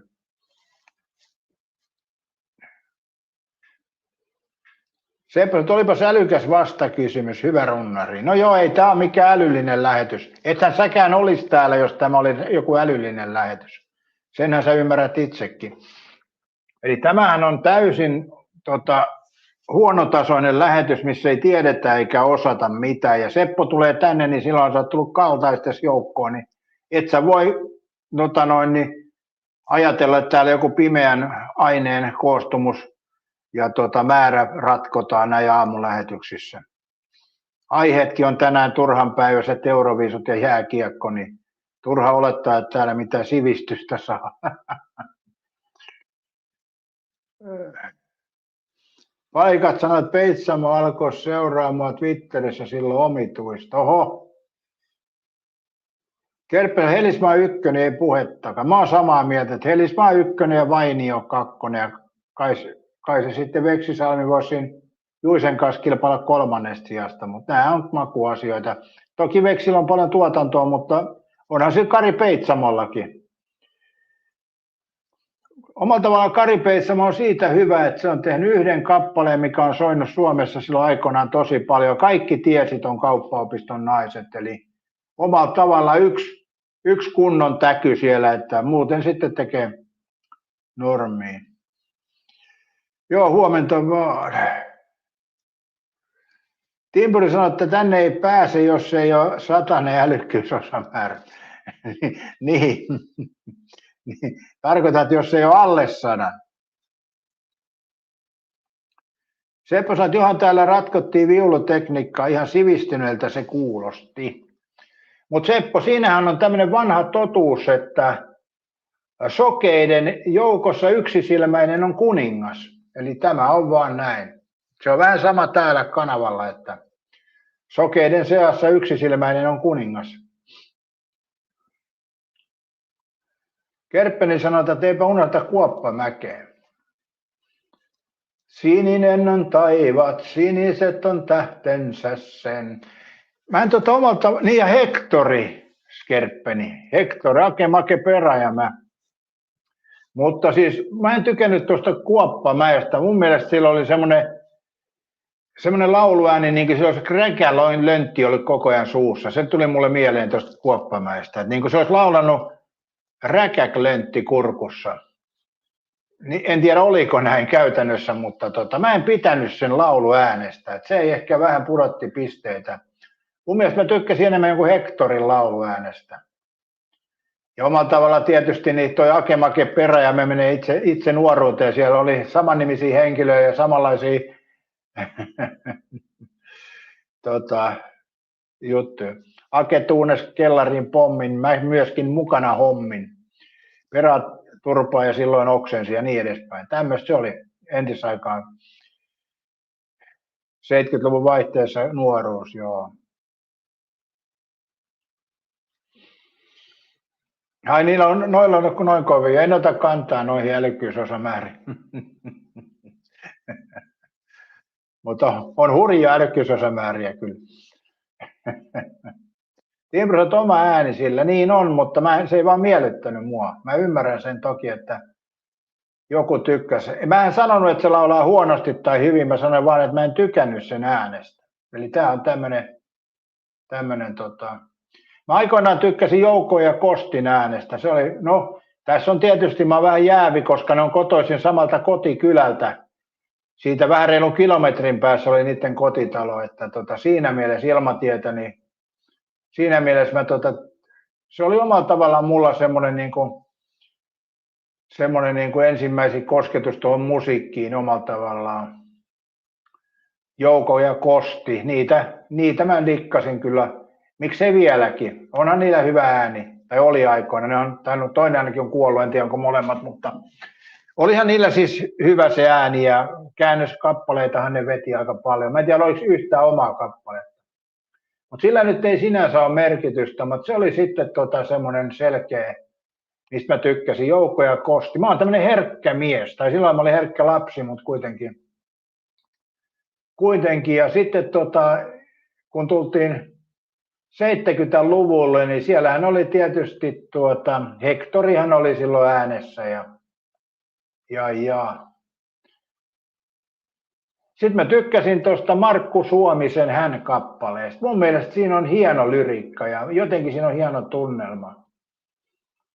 Hän rikkoi pölyn imurin ja luuli, että suuttuisin sen piiloon vei. Vitsi, se on jotenkin siinä on, mä tykkään siitä.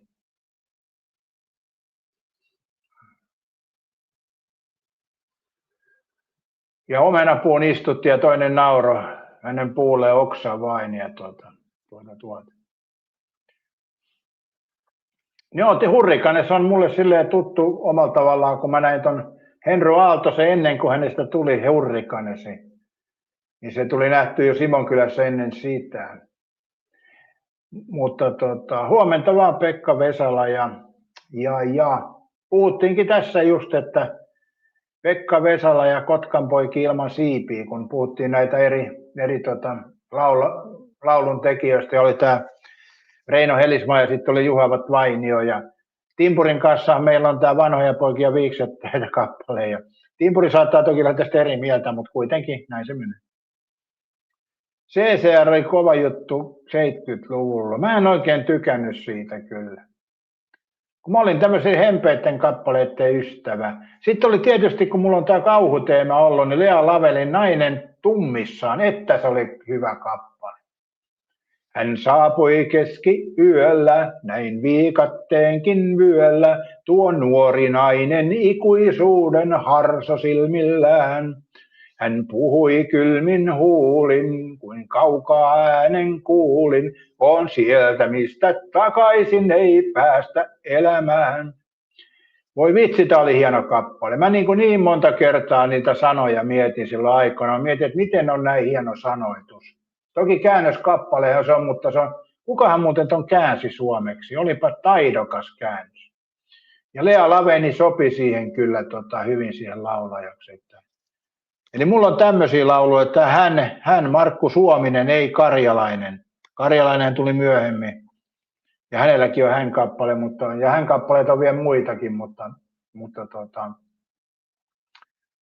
joo, Lady in Black. Mikä se oli sen bändin nimi, mikä sen teki tää? Ihan tunnettu bändihän se oli. 70-luvun musiikki oli se juttu ja sanotukset oli hienoa. Timosen Leevin biisit hienoja kanssa. Joo, Leevihän tuli vähän myöhempää aikaa ja onhan silläkin hyvin anglialainen pellolle selälle ja se on nähty livenäkin joskus aikoinaan, että omalla tavallaan se sopii hyvin sekin kappale. Seppo sanoi, että eka kappale, jolla opettelin kitara 2 sointuu. Urja Hiv, niin Lady and Black. No niin, ootpa Seppo ottanut hyvän kappaleen kyllä. Mutta mä en ole siis siihen aikaan kuunnellut sitä englanninkielistä versiota, koska en mä osannut englantia, niin mä kuunnellut, että oli käännösbiisit, hän tuli siinä 60-70-luvun vaihteessa. Danny hän nousi maailmanmaineeseen ja Suomen maineeseen, en tiedä maailmanmaineeseen, niin tällä käännösbiiseillä ja niin edespäin. Ja Jouko ja Kosti tietystä. Ja sitten toi hän-kappalekin on käännös. Mikä nyt ei ollut käännös sitten. Timosen Suomi-versio ihan hyvä. Joo, toi Lea Laven sopii siihen jotenkin aika hyvin siihen kappaleeseen. Että se ei ollut niinku, se oli hyvä vaan. Hektori kai teki omia sanotuksia, en ole kyllä ihan varma, että oliko niistä käännösbiisejä, mutta ajattelisin, että ei olisi, mutta voin olla väärässä. Katsotaan Ake Make Perä ja mä. Onko käännöskappale?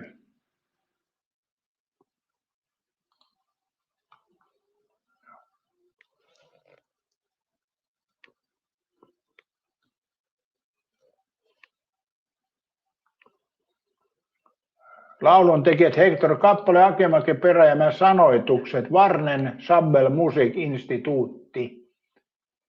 Eli onko se nyt käännöskappale sitten? Omistaa oikeudet Warner Chappell Musiikinstituutti.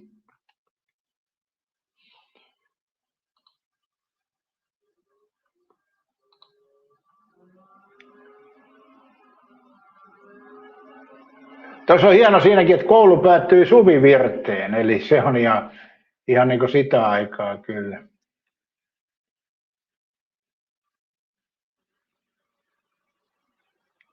En tiedä, epäilen kyllä, että se on Hectori, mutta voin olla väärin.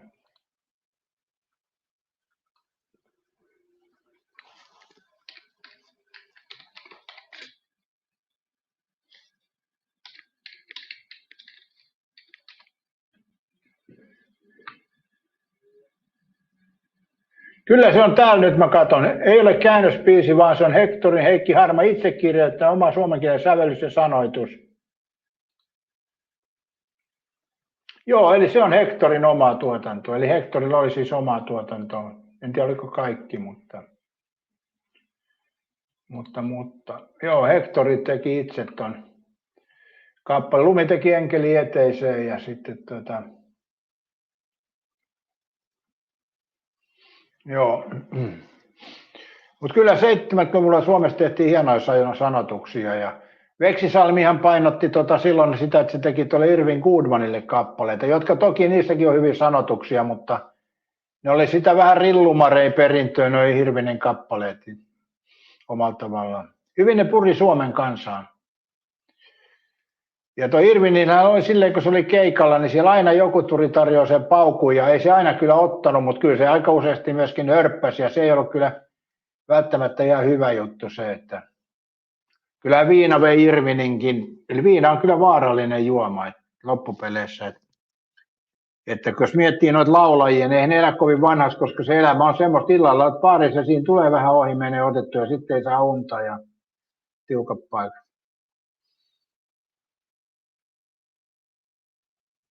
Lili osti Esa ekas kittaa, mä oitis ristin sen mun monofi-harmonikkoni 6 kieli. Voitte uskoa, että helvetisti reenasi ja perheen herjat pahimmetkin kehuiksi tulkitsin. Joo, kenes kappaleen sanotus toi on sitten?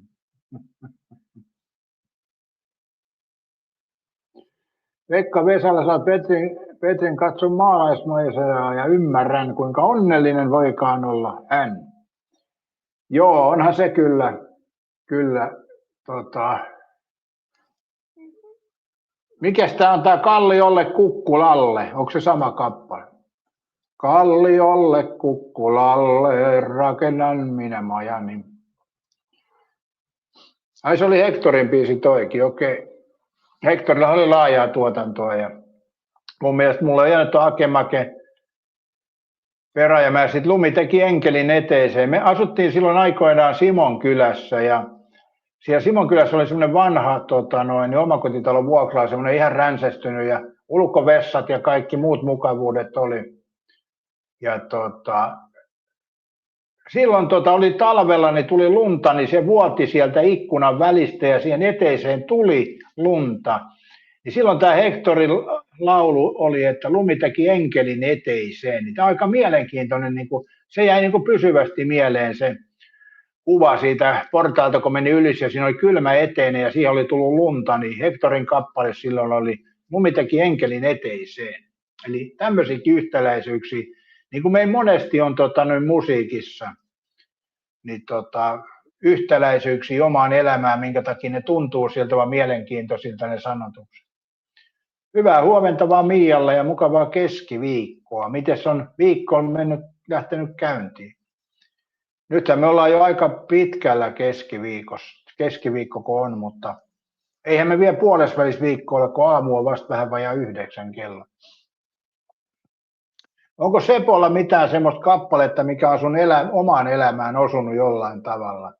Mulla oli ehkä toi Hectori Lumi teki enkelin eteiseen.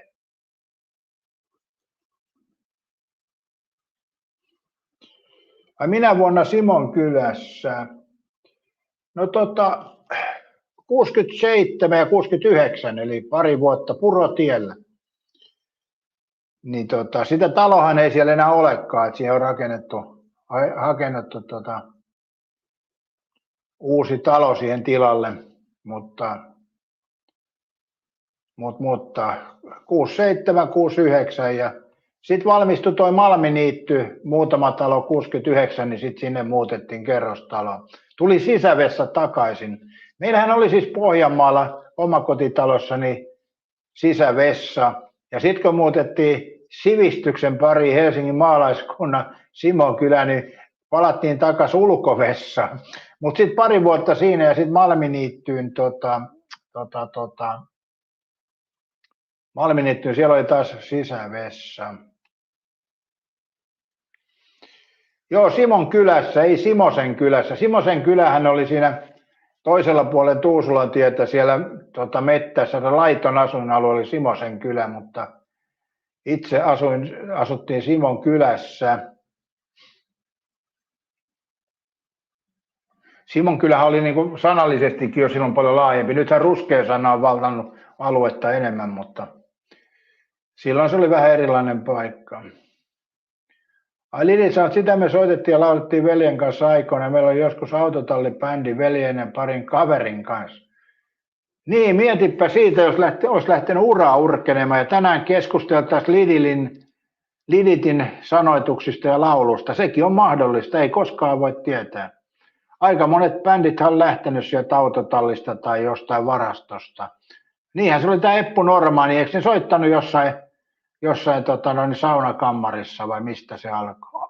Mikä alatupa vai mikä se nyt oli?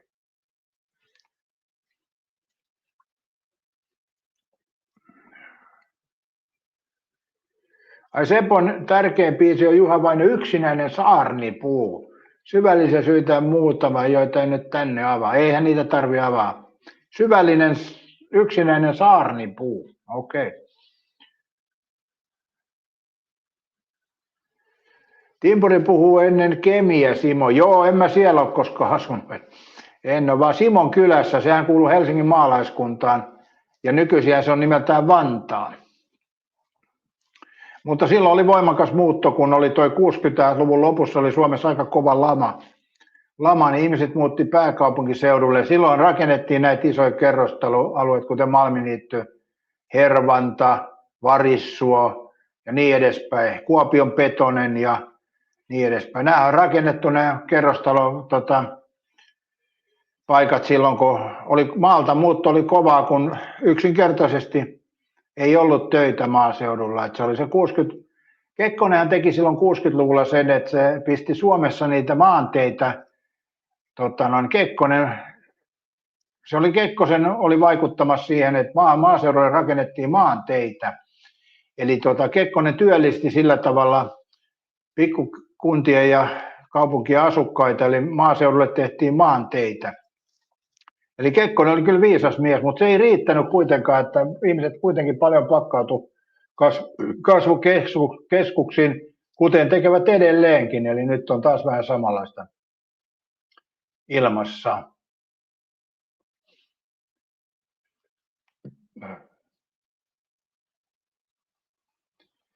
Mutta semmoista se on, että ihminen lähtee toimeentulon perään. Ja Pohjanmaallakin, kun oli semmoinen juttu, että joka kämpässä oli pentuja niin hemmetisti, että meitäkin oli 7 kakaraa ja me oltiin vielä pieni perhe. Eli niin, kyllä sitä oli, että ei semmoiset pikkukylät, ne ei olisi millään pystynyt kantaa sitä väkimäärää, ei olisi mitään töitä ollut.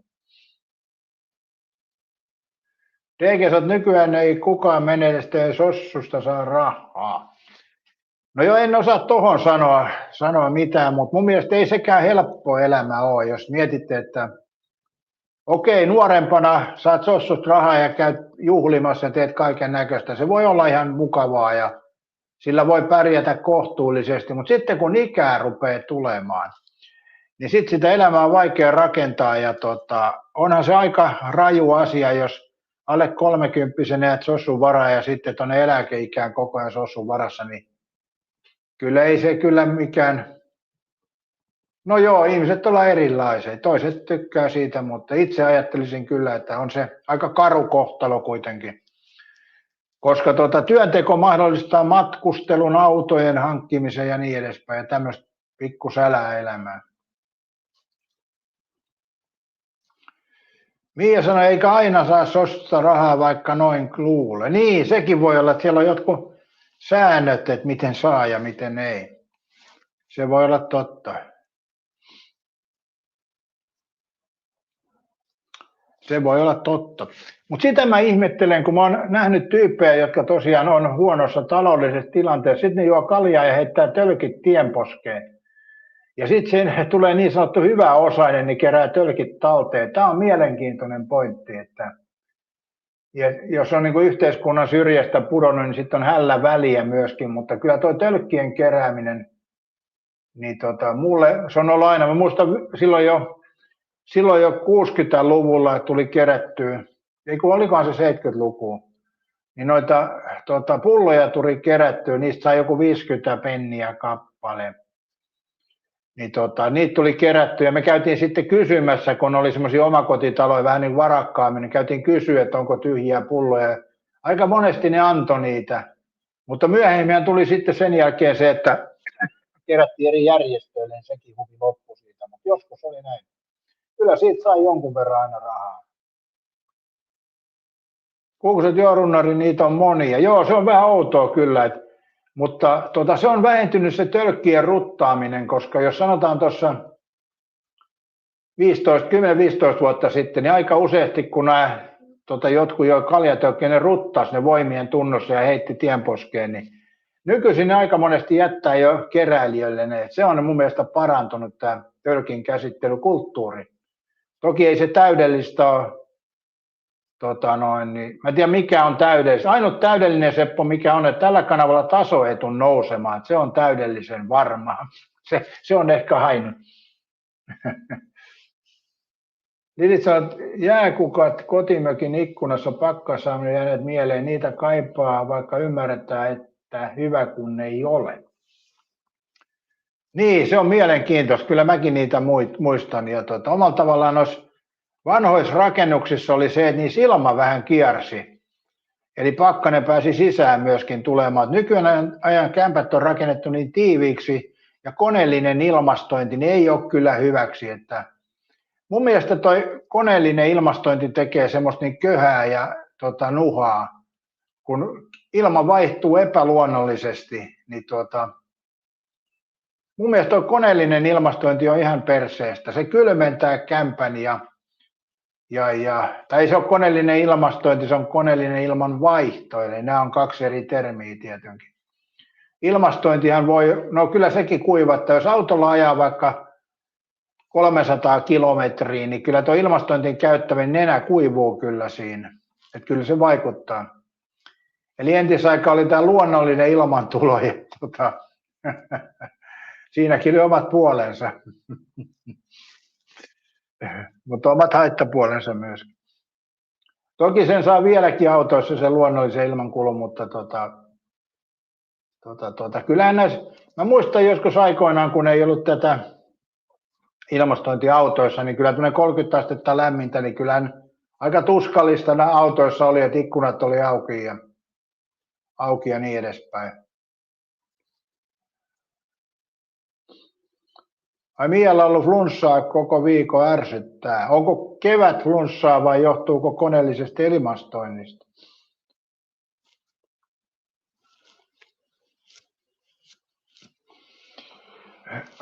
Tai koneellisesta ilmanvaihdosta. Ilmastointi on hieman eri asia kuitenkin. Mutta tämä vanhanmallinen painovoimainen ilmanvaihto mun mielestä toimi parhaiten.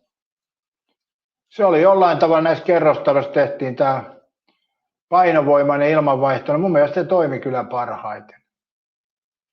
Mutta nämä on näitä makuasioita. Tai en tiedä, onko tämä pelkkä makuasia, voi olla, että olen täysin pihalla, mutta minun mielipide, mutta vähän on tämmöinen vanha jäärä, niin sen pitää hyväksyä. Mies olet kevätflunssakin, joo.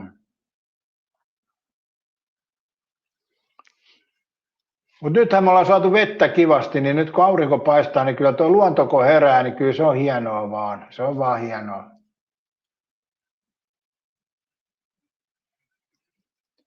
Et kyllähän Suomi on siis kesällä aika hieno maa, että kyllä varmaan maailman huippumaita, mutta tämä on maa jäävi tietysti tässä, mutta kyllä Suomen kesä on kyllä hienoa aika. Jotkut tykkää talvesta, minä en.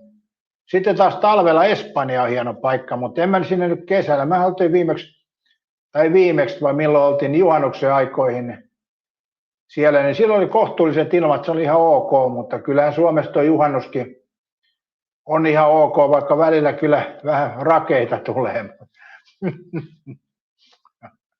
Oi helvetti. Katos Juhani ja Hanni, mikä on sun arvain kerroin, että aionko äänestää Euroviisuissa? Voisin sanoa, että kyllä ei tarvitse arvailla, en tule äänestämään. En äänestä muutenkaan missään. DG sanoi, että naapuri Akka soitti, pitää rientää Naimaan häntä. Hyvä päivä. Älä nyt hosu, anna kiiman yltyä vähän aikaa. Juhani Hannin ohjeita noudattaen, antaa vähän kiiman yltyä ensin.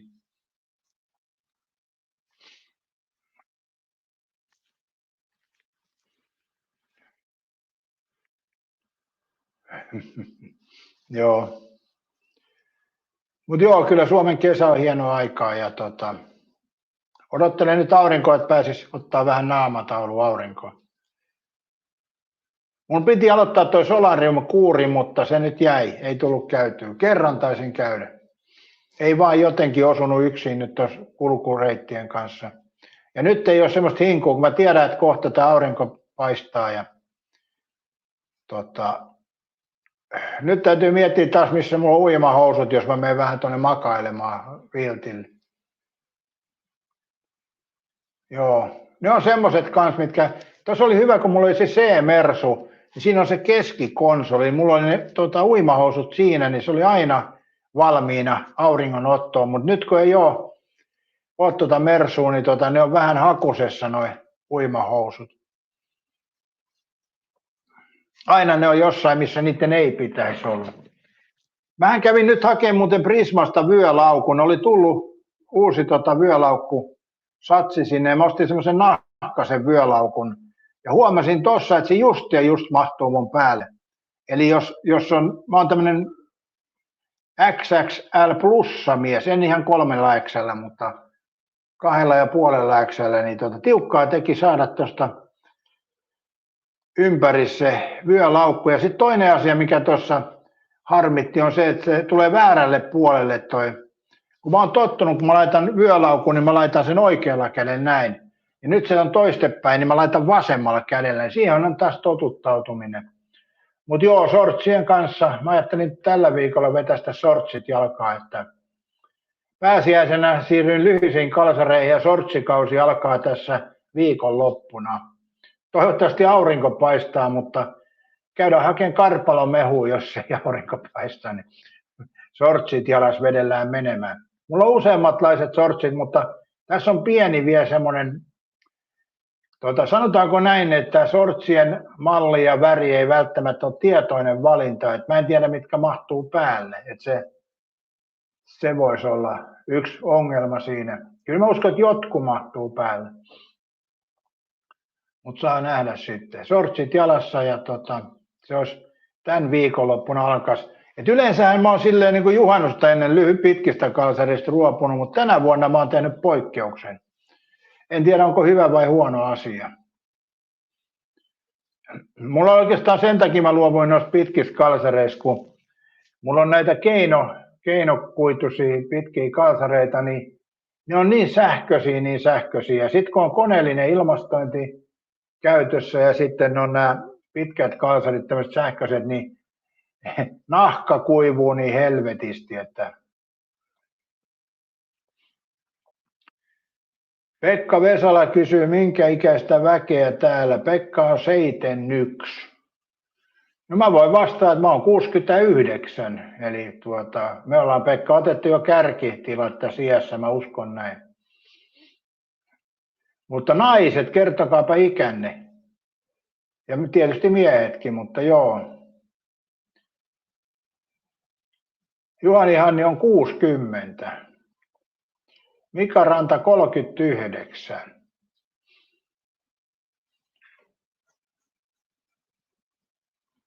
Joo, tuossa jo keski-ikä putoo, kun Mika Ranta 39, niin Von Hana nosti taas sitä keski-ikää 51. Miiahan on muuten 39, ei kun 38, sori, sä täytät vasta syksyllä. Nyt tuli paha virhe. Vuosi tuli ja vahingossa liikaa. Niin sä täysit, koska mä muistan, että sä oot mua 30 vuotta nuorempi, niin syksyllä täytät siis joo. Niin enhän mäkään 68 vasta, mähän täytän vasta syksyllä, hei. Jumalauta, mulle tuli itsellekin vuosi lisää, kun mä ajattelen aina, kun mä käyn tuon veteraanikilpailussa, niin se menee syntymävuoden mukaan, eli nyt niin kuin menisin heittämään 6-9-sarjaan, eli sitten mä mietin sillä tavalla, niin sillä tavalla menee aina vähän väärin, joo. Eli kun noissa kilpailuissa jos käy, niin siellä katsotaan syntymävuoden mukaan, ei Tuossa esimerkiksi veteraanien yleisurheilussa on semmoinen juttu, eli siellä Suomen kansallisissa kisoissa menee syntymävuoden mukaan, mutta sitten kun mennään maailmalle, niin sitten on syntymäpäivällä merkitys vai kuukaudella. Et siinä on vähän pientä eroa, mutta Suomessa on näissä kansallisissa kisoissa niin on syntymävuoden mukaan. En tiedä, minkä takia maailmalla on sitten kuukauden mukaan, en saa sanoa, mutta näin se vaan on. Sitten taas, jos puhutaan tästä voimanostosta ja penkkipunneruksesta, niin mun mielestä sielläkin menee syntymävuoden mukaan Suomen kansallisissa kisoissa. Ja mulla oli ajatus käydä siellä vähän, mutta mä oman tavan en oikein tiedä, rupeanko mä penkkiä tekemään, että se on niin pitkä ja kivinen tie, kun ei ole sitä oikein tehnyt monen pitkiä aikoihin. Niin siellä on niin kovaa porukkaa siellä niin kuin niissä munkisarjoissa, että ne tulokset on niin eri levelillä. Toki ei sillä ole sinänsä mitään merkitystä, jos mä vaan lähden kilpailemaan, että sijoitus, kun ei odota mitään, niin ei sitä sinänsä häiritse, mutta omalla tavallaan siinä on se valmistautunut ja sitten täytyy olla nostoasut ja kaikki tämmöiset, niin en tiedä, onko se mun juttu. Ehkä toi kiekonheitto ja painonheitto voi olla ne realistisesti. Toki ei sielläkään tulostaso tule kovin päätä huimaamaan, mutta ne on mielenkiintoisia, eikä tarvi niin paljon fundeera. Tuossa penkissä täytyy tosiaan työstää aika rajusti ja omalla tavalla se penkki menee semmoinen hupimuotona, mutta kilpailu sitten on, että mä tiedän sen, että siinä on aina riski, että mulla on 4 kertaa mennyt se olkapää ja viimeksi meni aika pahasti, niin se riski, että se taas sitten menisi, koska me tiedämme kaikki, jotka tekevät penkkipunnerusta, niin tulee aina tehty enemmän, mitä voimat riittää, niin siinä on semmoinen pieni riski, niin en tiedä, onko se väärti. Saa nyt nähdä.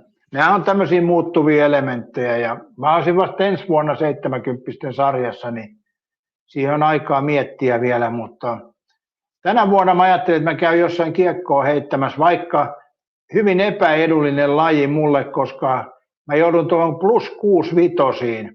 Ja sitten kun mä tänä vuonna täytän 69, niin periaatteessa siellä on mua 4 vuotta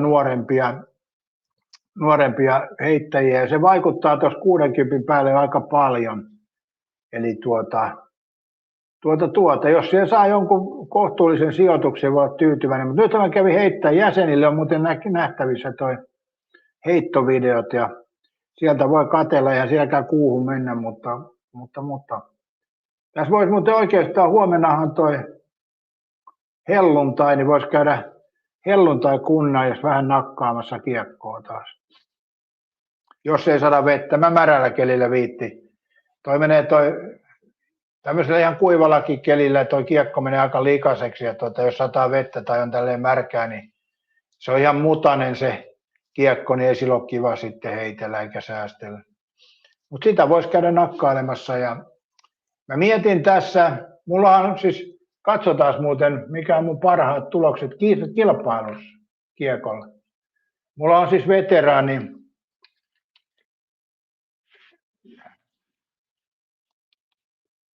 veteraanissa kilpailut, niin katsotaan mitä on nakattu. Olikohan se vuonna 2022?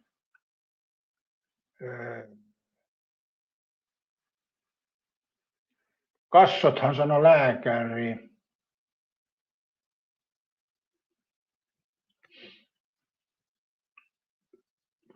Ei löydy 22. Olisiko se 21? Onko siitä niin pirun 5 vuotta aikaa? Ei voi kyllä olla. Eihän se voi olla. Voiko se olla? Ei. Eli sitten täytyy olla 23. 3 vuoden takaa.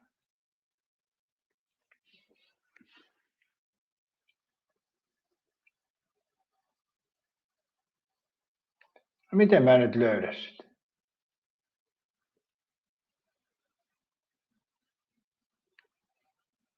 Käännös 22. Se oli tuolla Kuortane. Aikuisurheilijoiden kansalliset kilpailut 22.5.22. Olisikohan se tossa? Kuortane. Aikuisurheilijoiden kansalliset kilpailut Kuortaneen kunto 22.5. Ja.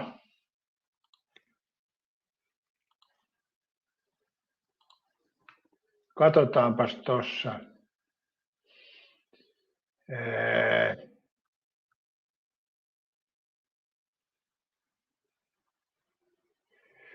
Tässä voisi samalla katsoa muuten miesten 6-5 kiekko.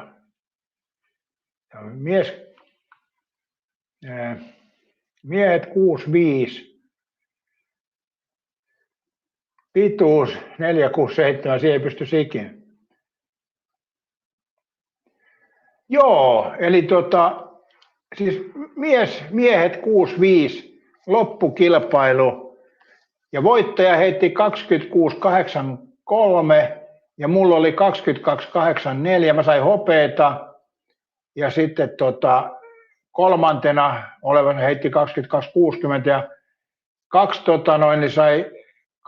ei tuossa ollut 5 kilpailijaa ilmoittautunut, 2 oli hylättynä. Eli 5 kilpailijaa oli mukana ja mä sain hopeeta. Ja mun mielestä tässä on mielenkiintoinen tämä taulukko. Ensimmäinen heitto, kun mä heitin ensimmäisen kerran elämässäni kiekkokilpailussa, aikuiskiekkokilpailussa, virallisessa kilpailussa, niin heitin 20.44 oli ensimmäinen heitto. Toinen heitto 21.09, kolmas heitto 21.26, neljäs heitto 21.48, viides heitto 21.94 ja kuudes heitto 22.84. Eli jokaisella heitolla olen parantunut ja toi on mun virallinen ennätys aikuisurheilun veteraanikiekossa miesten 6-5, niin 22.84. Eli periaatteessa jos ton saisi vaikka parannettua ton tuloksen, olisin tyytyväinen. Liittää tää 6-2, täti mummo. Timpuri kävi apteekissa mummot jonossa. Niin. Katsotaan sitten vielä, mitäs tässä muuta on.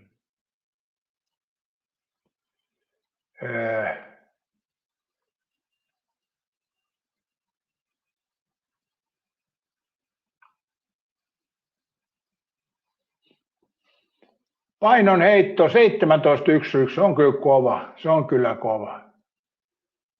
Se on kyllä hemmetin kova. Sitten miehet 70 kiekossa, ne heittää yli 30 metriä. 30 metriä, jos saisi kiekossa, niin pärjäisi hyvin. Mutta no joo, vuosi aikaa olisi tuohon, jos sen saisi 25 selätetty, niin se olisi ihan hyvä tulos kyllä. Painonheitto 12.75. No sekin on niin kuin mahdollisuuksien rajoissa. Tai en tiedä, ei tässä kannata sanoa sitä, koska toi oli ensinnäkin naisten tulos. Mutta miesten tulos 14.29 ja 13 metriä, niin tuntuu tässä, että se on paljon, mutta kun menee paikan päälle, niin se on paljon kyllä. Ja miesten kiekossa niin pronssia sai tuloksella 25.32, eli kyllä tässä niin kuin jonkunnäköiset mahdollisuudet on sopivalla tuulella niin sanotusti.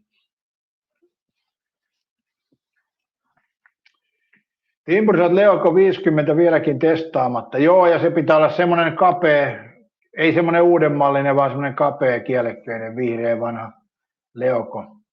Mutta kyllä mä sanoisin näin, Timpuri, että ei se nouse sulla. Se vaatii aikamoista reenaamista kuitenkin. Kärppäset kovia tulokset tolla ikää vielä. Niin en tiedä, onko se kovia tulokset, mutta parhaani tein ja menin tuonne heittoviivalle, että onhan se omalla tavallaan Kerppeni semmoinen juttu, kun nämä muut osallistujat heittää tämmöisen kierähdystyylillä, mitä mä en osaa. Mulla menee jalat solmuun, jos mä yritän, niin meikäläinen heittää paikaltaan runnaamalla, niin siinä on omalla tavallaan näkyy se, että ei osaa sitä lajia. Eli runnaustyyliä. Se on vähän niin kuin boksin masineissa, niin jotkut löi sitä, juoksi vauhtia ja löi sitä, mutta mä vetäisin aina paikaltaan. Niin sama on tuossa kiekon heitossa, että mä seison paikalla ja siitä heitän. Eli paremmalla tekniikalla varmaan saisin pitemmälle, mutta ei kai sillä ole merkitystä. Mutta sinänsä hyvä, että toi Suomen aikuisuus on säästänyt noita tulokset. Mä en voisi millään niitä muistaa, kun en mä muistanut vuottakaan. Eli mikä se muuten oli? Oliko se 23 vai 22? Kumpi se nyt sitten oli? No, ei silloin väliä. Mutta hyvät kisathan noi oli tuo Kuortalo, hyvä ilmailu. Veikka Vesala, onko noissa urheilutuloksissa tärkeämpää näyttää toisille vai muille? Mä en tiedä, onko siinä tärkeää näyttää kenellekään, mutta onhan ne siis semmoisia saavutuksia, mitä ne on omien rajojen testaamista, mä sanoisin näin. Eihän tämmöisissä tuloksissa ole mitään näytettävää. Sitten mä ymmärrän, jos mennään vähän niin kuin huippuun, niin siellä voi ollakin, mutta ne on tehtyä suoritusta, Pekka. Ja mun mielestä parhainta tuossa on tuossa aikuisurheilussa sama kuin monessa muussakin se matkalla oleminen, kun käy reenaamassa ja harjoittelee ja kisapaikalle meneminen on oma juttunsa. Eli kun menee siihen kiekkorinkiin, niin silloin se tilanne on täysin eri kuin harjoittelee, koska se suoritusaika on niin lyhyt. Ja mun mielestä Mika Rantakin oli tässä paikalla ja Mika Ranta oli tuo nyrkkeilyottelussa silloin, niin se on vähän sama juttu, kun siihen valmistautuu ja sitten kun hyppää siihen kehään, niin se on ihan eri tilanne, että ne tapahtumat on niin paljon nopeampia kuin ja muuta, että se on niin kuin ihan oma juttunsa, että se harjoittelussa voi harjoitella miten vaan, mutta kun se tilanne kun on päällä, niin se on aina eri tilanne. Ja mä en tiedä, miten siihen voi oikeastaan valmistautua, koska se on niin omalla tavalla, kun menee siihen niin sanotusti estradille, niin se suoritus on sitten siinä ja sillä pitää mennä. Siinä pitäisi pystyä säilyttämään samanlainen rentous kuin harjoitellessa, mutta se on vaikeaa. Imrusat ei sinne moni lähde noihin kisoihin. Ei kyllä lähde, että se on kyllä totta, että se on kynnys lähtee ja siellä on vähän osallistujia. Ja mä muistan, kun jossain olin kilpailemassa, mä olin Keravan tuo Kuula-kisoissa, niin mä sanoin, että sain bronssia. Ja sitten jokuhan kysyi heti, että oliko 3 kilpailijaa. No, siellä oli 4 kilpailijaa, mutta jotenkin se on vähän arvoisempaa, jos jää 3 kilpailijan kesken kolmanneksi, niin se on vähempi arvoista. Se kun jos mukana on 4, vaikka se 4. kompastuisi omiin housuihinsa, niin kuitenkin oli 4 kilpailijaa. Koska suomalainen luonne on semmoinen, eli aina pitäisi pärjätä, kun menee kilpailuun. Ja sitten se tekee sen, kun ne miettii, että kunto ei oikein riitä ihan kärkeen, niin sitten ne ei viitti lähteä viimeiseksi. Mullehan ei ole mitään väliä, onko mä viimeinen. Ensimmäinen mä tuskin olen, niin sillä ei ole mitään väliä. Mutta suomalainen ajatusmaailma on semmoinen, että se on vähempiarvoinen suoritus. Jos muistatte, aikoinaan oli tämä podauksessa tämä Timo Poutiainen. Eli Timon Poutiainen voitti Suomen mestaruuden podauksessa. Ja Timo Poutiaisen kuntohan ei ollut mikään ihan erikoisen hyvä, mutta Timo Poutiainen voitti sarjansa, kun siinä ei ollut muita osallistujia. Niin mun mielestä eihän se ole Poutiaisen vika, jos ei kukaan muu tule lavalle. Eihän sinne voi, niin jos mäkin menen kilpailuun ja mä huomaan, että osallistujalista on aika lyhyt, en mä voi sinne lähteä hakemaan porukkaa kilpailemaan, jotka täyttää kilpailukriteerit. On maksanut lisenssin ja sopii sarjaan, niin eihän sitä voi kukaan tehdä. Ja sitten jättää oman kilpailun tekemättä sen takia, että ei ole muita, niin eihän siinä ole mitään järkeä. Eli jos kilpailu valmistautuu vaikka puoli vuotta ja sitten menee sinne kilpailupaikalle, jos vastustaja ei näy, niin siltihän siellä pitää kilpailla, koska jos siinä vaikka lopettaa, niin kaikki on mennyt hukkaan, että siellä voi kuitenkin miettiä sitä omaa tulosta. Eli Timo Poutiaiselle kaikki kunnia, hienosti tehty, kun menit lavalle, vaikka ei muita ollut, ja voitto on voitto, ei kai siinä mitään. Ai Timpuri, se on 5-2 Papala Seipällä, vetäkää siitä 60. Me käytiin tätä Timpurin jossain läpi, niin Suomen ennätys oli silloin pienempi kuin tuo sun Papas Seiväs.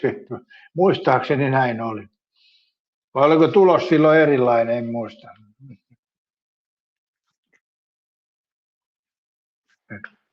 Pekka kysyy Timpurilta heinät. Katsotaan Suomen...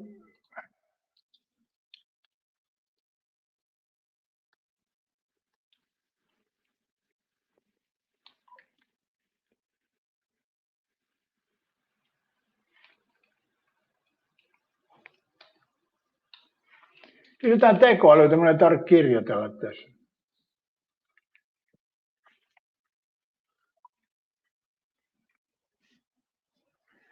Mikä oli Seipäässä Suomessa Suomen ennätykset 60-luvulla? Kerro eri vuosina vaikka.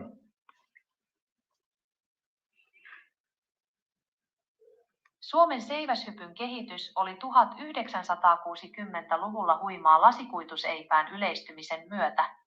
1960 Eles Landström hyppäsi 455 senttimetriä.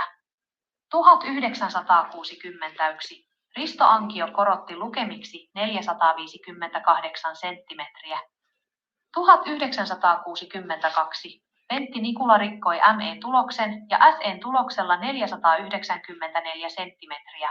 1963 Pentti Nikula ylitti ensimmäisenä suomalaisena 5 metriä tuloksella 500 senttimetriä. 1964 Risto Ankio paransi ennätyksen lukemiin 502 senttimetriä. 1966 Aulis Kairento hyppäsi 505 senttimetriä. 1967 Risto Ankio palautti ennätyksen itselleen tuloksella 524 senttimetriä. 1968 Altti Alarotu ja Erkki Mustakari nostivat rimaa, kunnes Alarotu päätti vuoden lukemiin 531 senttimetriä. 1969 Erkki Mustakari saavutti vuosikymmenen päätöslukemaksi 542 senttimetriä. Joo, tästä kun katsoo, niin 5 metriä aika kova ollut lasikuitu Seipäälläkin aikoinaan. Että kyllä mä Timpuri epäilen, että tuossa on vähän nyt kyllä ajan patinaa tuossa on tuloksessa. Eli se olisi ollut Suomen mestaruustaso ja Heinäseipäällä. Eli niin. Kyllä mä sanoisin, että nyt on vähän muisti rakaa. Sitten kun ottaa metrin pois, niin voi olla aika lailla totuutta. Mä oon sitä mieltä. Mutta tämä on minun mielipide. En minä tiedä. Mä en ollut näkemässä enkä tiedä. Joo, mutta Suomen ennätykset on ollut 5 metriä on tiukas lasikuitu Seipällä, niin en normiseipällä ei kyllä hypätä samaa.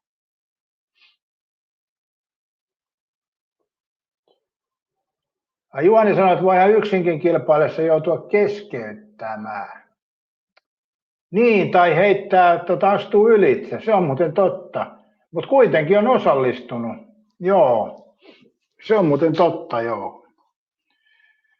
Yliastuminen yksin kilpailee ja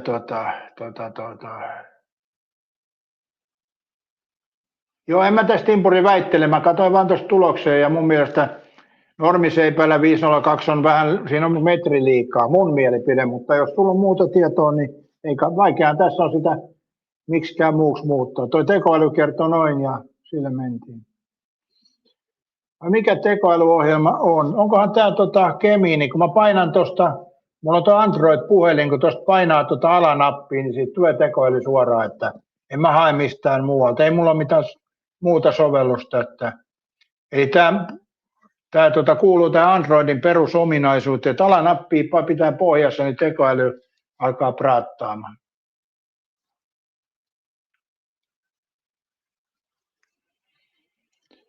Timpuri ei uskaltaisi taivuttaa seivästä, kun juoksi sen kanssa.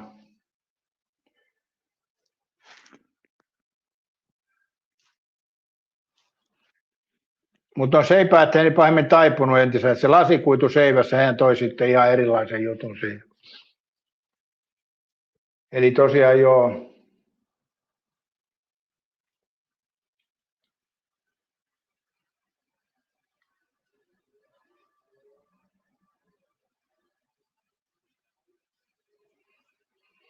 Mutta nämä on tämmöisiä maailman ihmeellinen asia, kun ei ole sit tietoa, niin, niin ei osaa sanoa.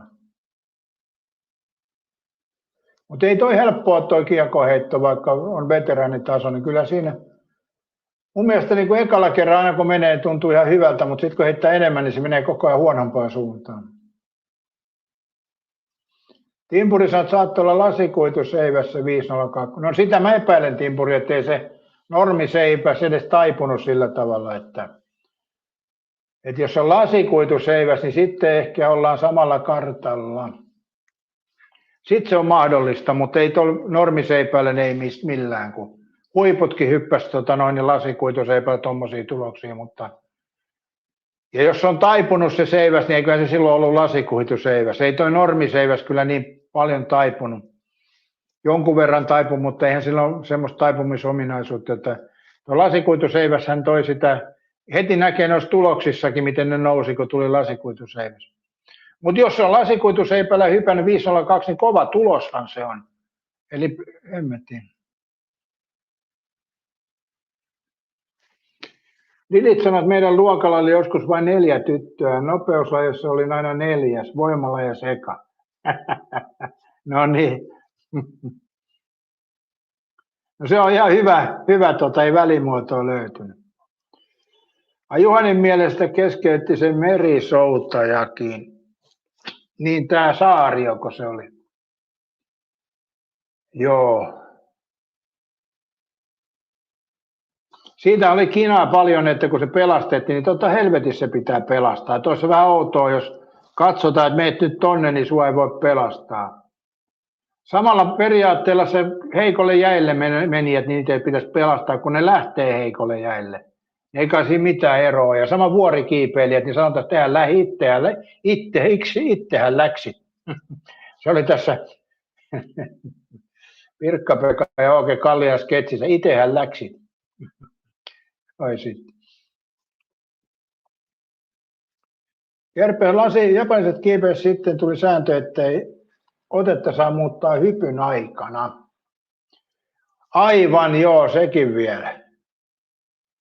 Timpurissa täytyy olla lasikuitoseiväs. Joo, kyllä se on lasikuitoseiväs. Jos on hypännyt 502 60-luvulla, niin mä sanoisin, että se on lasikuitoseiväs. Ei normiseipäillä semmoisia. Se olisi ollut maailman huipulla saman tien, että se on vaan näin. Mutta pirun hyvä tuloshan toi on 5 metriä lasikuituseipäillä. Ei siihen jää joka ukko pystyyn.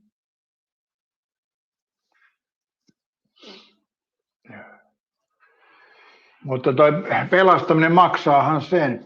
Meillähän oli joskus niin Suomessakin semmoinen juttu, kun lähti ulkomaille, niin siellä tultiin diplomikyydissä takaisin, kun sitä vielä käytettiin tuolla, no sitä käytettiin vielä kyllä 80-luvun alussakin ehkä jollain tapaa. Kun ihmiset lähti ulkomaille, niin ryyppäsi siellä ja rahat ja kaikki hävisi ja konsulikyydi takaisin, niin enäähän se ei toimi. Et mä en tiedä milloin tuli, että konsulikyydit loppu, mutta sitä oli joskus aikoinaan kyllä.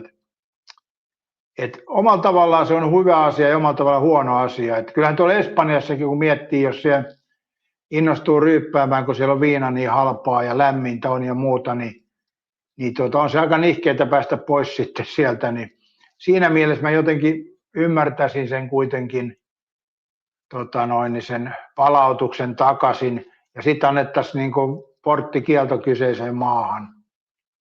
Näin mä ajattelisin. Mutta sittenhän kävisi niin, että semmoiset suuret alkoholin kuluttajat ostaisivat pelkän menolipun vaan, niin paluurahat jäisi sitten konsulin piikkiin. Nämä on vaikeita juttuja. Niin, tuli mieleen tuosta Espanjasta vielä tämmöinen, niin mitäs mieltä te olette siitä, että tämä Jetro Ruusteet voitti 50 000? Mun mielestä se on hienoa. Jeti on ansainnut sen rahan, koska se on semmoinen persona, että Jeti on värikäs ja viihdyttävä persona, niin siinä mielessä se on ansainnut sen voiton. Mutta mikä teillä on mielipide? Ja hei, kysytään ensin yksi asia, että lopetanko mä tähän ja lähden muihin hommiin. Hainko mä kupin kahvia vielä? Mikä on katsojien mielipide? Vieläkö höpötellään vai hainko kupin kahvia tuossa? Se ei kauan kestä sen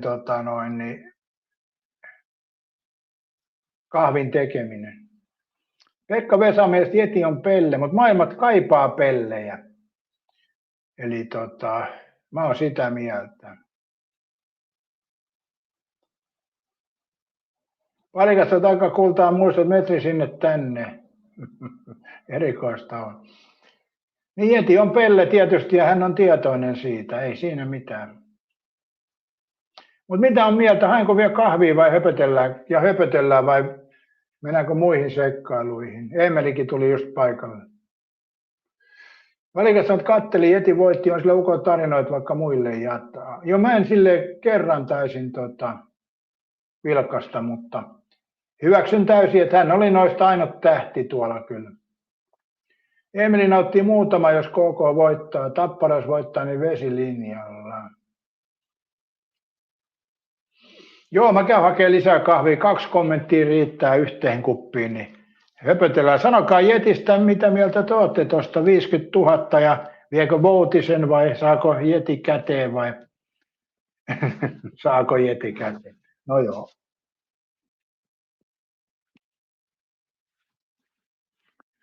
Joo, sitä ei tiedä. Me ollaan tässä muuten kuulokkeet kaulassa. En tiedä, kuuluuko sinne koneelle, mutta tuosta vähän kahvimasina laulamaan.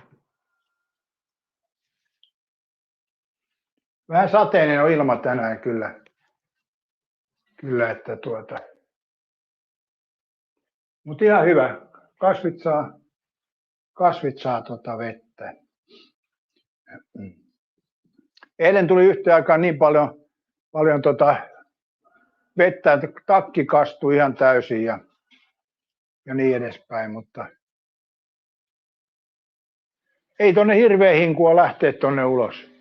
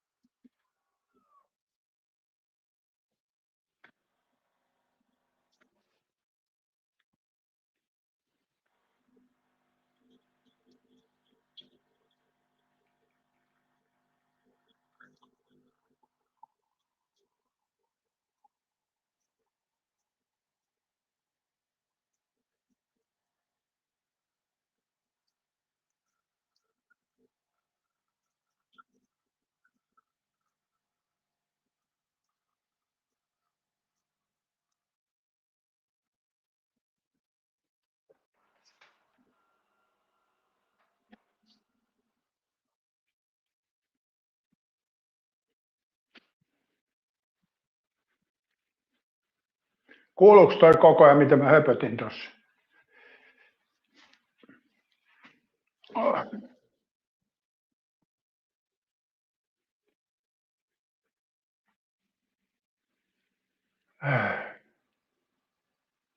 Valikat sanoi, että ilman Jetiä ei olisi viittänyt katsella. Joo, mun mielestä aika tylsää porukkaa oli siellä.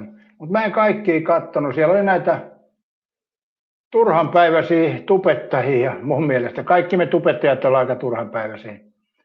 Eli semmoisia tähtitubettajia on aika vähän kuitenkin. Jetro ja Amanda. No Amandahan on jonkunnäköinen julkis, mutta Amandalla on se ulosanti ehkä vähän heikompaa.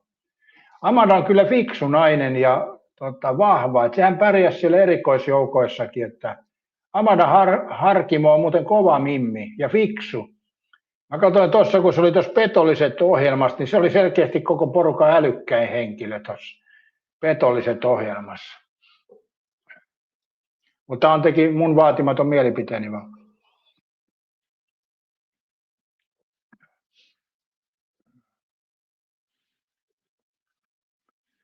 Mutta joo, Jeti sai 50 000 ja tässä on vielä semmoinen pointti, kun ajattelee asiaa, niin raha menee rahan luokse ja Jetihan rahamies. Ja tuossa oli aika iso osa perseaukis tubettajaporukkaa, mutta mä en tiedä saiko ne mun mielestä tuossa kun mä katoin, niin siinä oli toi,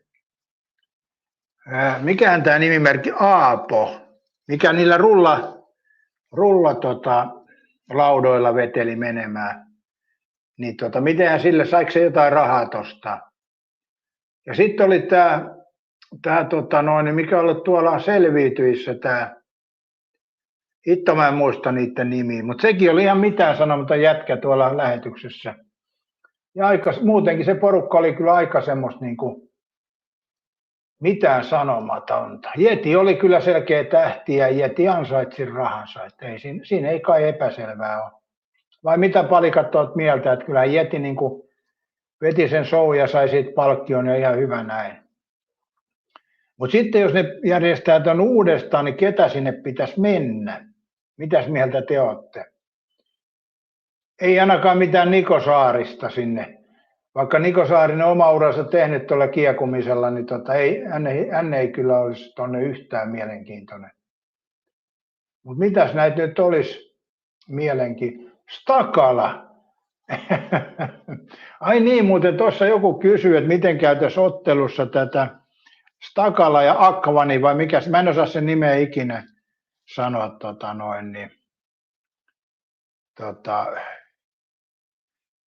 mikä sen oikein nimi on, miten se ottelus käy, niin. Stakala voi muuten yllättää, että kyllä en tiedä oikein, mä en osaa sanoa. Onhan toinen paljon harrastanut, mutta se on nyrkkeilyottelu ja Stakalahan on fyysisesti vahvempi. Juhani-Hannin mielestä Makkonen, tämä on näitä Juhanin tähtiä, eli Juhanihan voisi järjestää oman rantsiohjelman ja kutsua sinne näitä hänen omia tähtiään. Kyllä siinäkin varmaan joku kattoisi. Paljonko sitä Jeti sai ansaitsemansa voiton? Tiimusen runnari ja timpuri puhaltaa sauhut naaman. Joo. Mutta kuka nyt olisi semmoinen niin kuin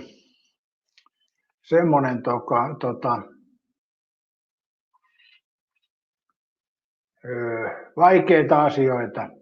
Tossakin kun meillä on se Farmi-ohjelma ollut, niin sinne eka otettiin Danny, se oli arvattavaa, että se lopetti heti, ja Reetu sama juttu, että ei tuommoiset isot niin sanotut tähdet, niin ei niillä on, Jeti onneksi veti show loppuun asti, että Jeti ei ole niin iso tähti. Jeti on semmoinen, on tähti, mutta ei niin iso tähti.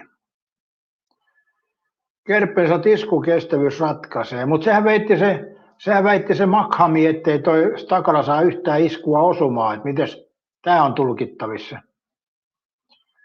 Juhani-Hanni tykkää Sofia Virtaa. Eikö tämä ole joku vasemmistoliiton hemmo? En mä oikein tiedä, mitä se siellä tekisi. Onko noista poliitikoista yhdelläkään mitään sinne annettava? En mä oikein usko. Tämä on Juhani oikeasti vaikeaa. Mietipäs nyt oikein ajan kanssa. Niin ketä olisi semmoisia, jos olisi jotain särmää. Koska mitään tubettajia, mun mielestä tubettajat on aika typerä ja tylsä ryhmä. Niin kuin itsekin kuuluu siihen, tylsä ja typerä. Nämä on aika suuri osa tubettajista tämmöisiä. Eli ei siellä semmoisia, joku Ronnie Back on noussut, mutta mun mielestä se on äärettömän tylsä myöskin. Että ei tule mieleen jotain semmoista oikein värikästä tubettajaa. Näitä varmaan Jenkeissä on, mutta Suomessa nämä on vähän semmoista, se on niin kuin kansa on tämmöinen kuin me ollaan, ei siinä mitään. Mutta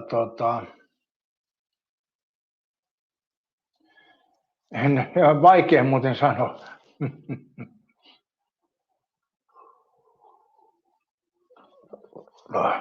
Ei se timpuri välttämättä ole rappiotupe toi paikka kyllä. Mä mietin sitä, että pitäisi olla, niin kuin Jetihän ei tarvi viinaa, sillä on läppänderusta ilman viinaakin, mutta on toi muu porukka niin selkeästi tämmöistä, mikä tarvii sitä viinaa, että ne saa suunsa auki, niin se on vähän huono, että pitäisi olla semmoinen värikäs persona, mikä jaksaisi siellä vetää loppuun asti.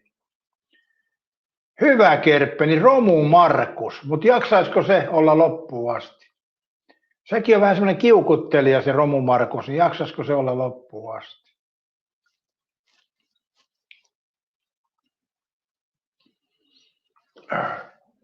Paljonko katsotteko sen Porvoon Lakuukko sijoituskästissä poliitikot on laitostuneita? Porvoon Lakuukko. En tiedä mikä se on.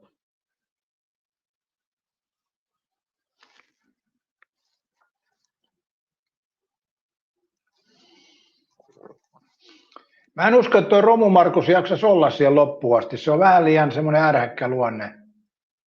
Niin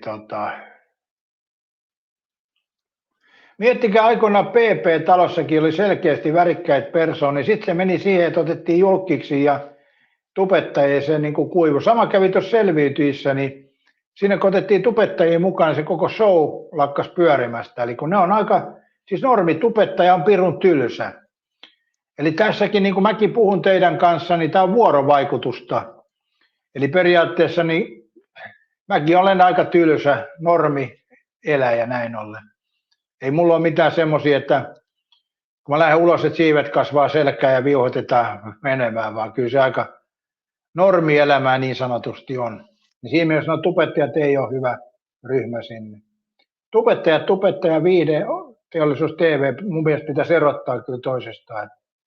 Mutta toisaalta nykypäivän telkkari ei löydy silleen tähti. No Yeti on kyllä kova. Yeti on kova, se on pakko myöntää.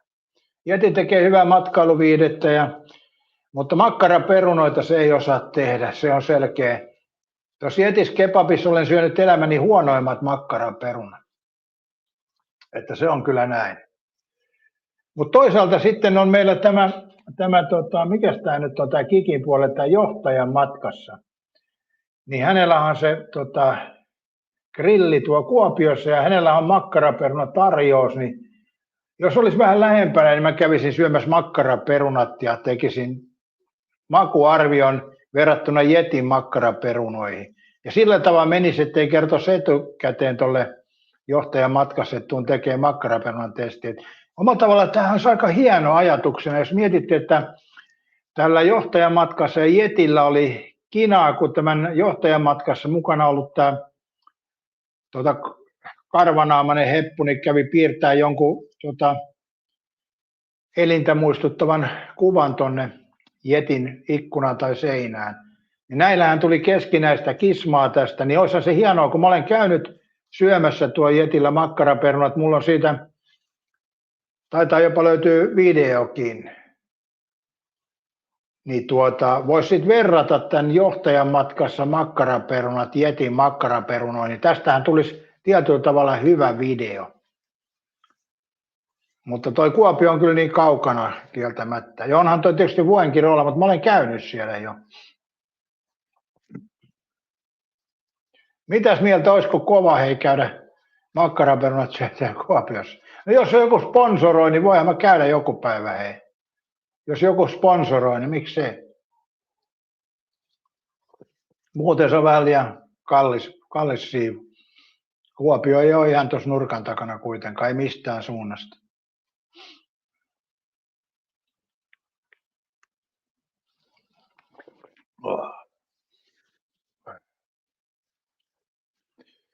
Mitä Timpurilla uunissa parasta tulee? Mitäs uunissa parasta tulee? En ole Kap Verdellä käynyt, mutta toi on käynyt toi.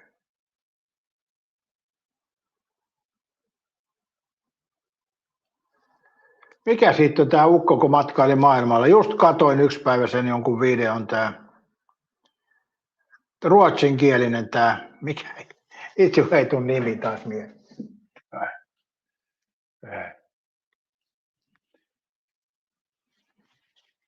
Sehän on käynyt Kap Verdellä ja siitä oli videokin tämä. Se naama näkyy tässä mielessä, mutta mä en muista mikä sen nimi nyt on. Jonkun matkassa. Mikä hitto tämä oli?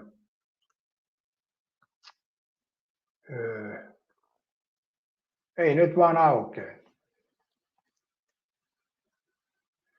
Puhuu silleen vähän lässähtävää ruotsia suomeen tää. Oi persekoitu mieli.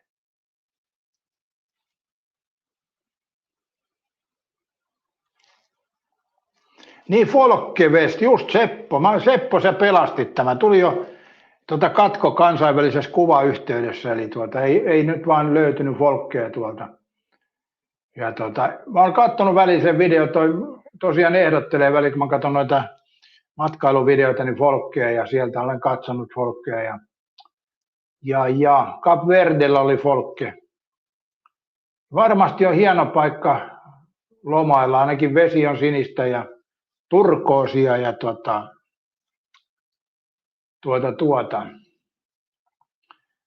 hyvät ilmat ja edulliset, mutta kallistaan tonne on mennä niin kuin joka paikkaan kai, en tiedä.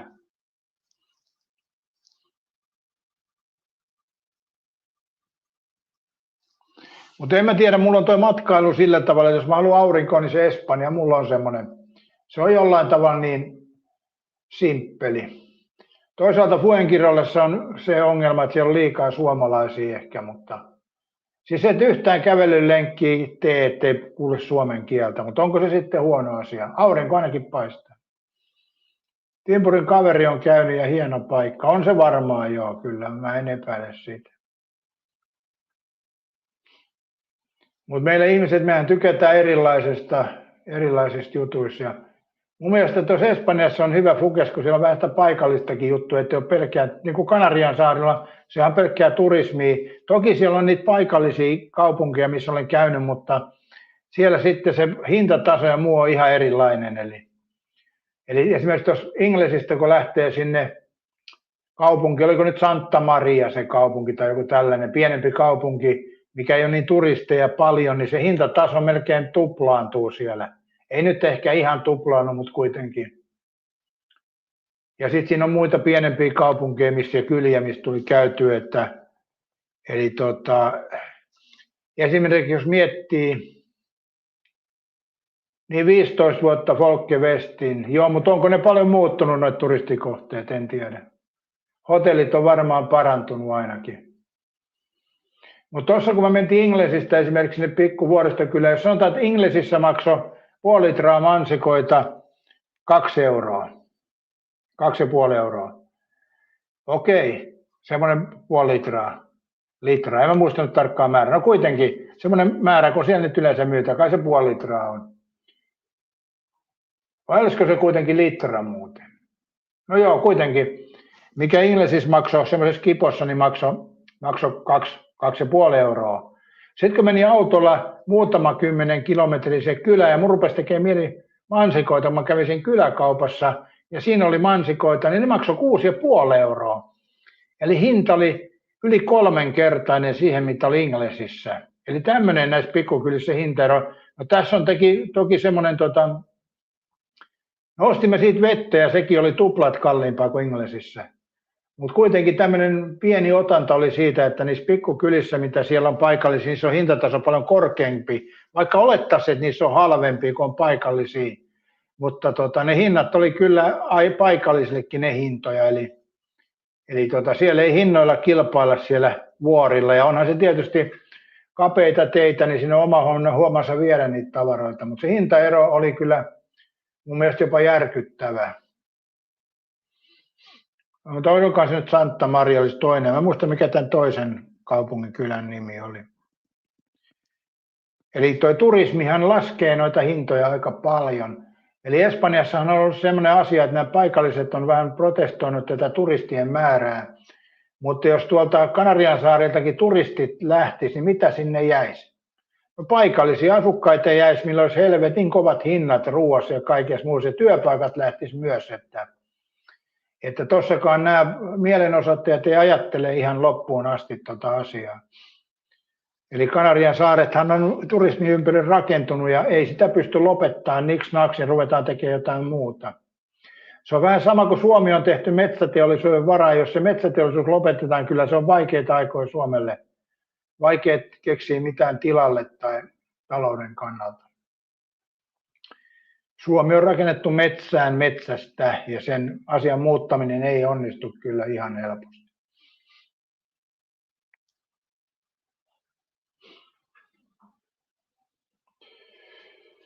Timpurin mielestä Blade Amerikassa on hyvä paikka Tenellä. Mä itse tykkään Los Cristianoksesta, että Los Cristianos on enemmän paikallinen kaupungin osa siinä. Et se on mun mielestä hyvä. Ja tuossa Los Cristianos on paljon semmoisia juttuja, mistä mä tykkäsin. Se paikallisuus ja sitten siellä oli se lounaspaikka, missä oli seisova pöytä. Eli Amerikaksessa ei semmoista ollut, mutta tuossa Kristianoksessa oli. Paikalliset kävi syömässä, oli paikallinen, kävi syömässä seisovassa pöydästä. Se oli kyllä hyvä.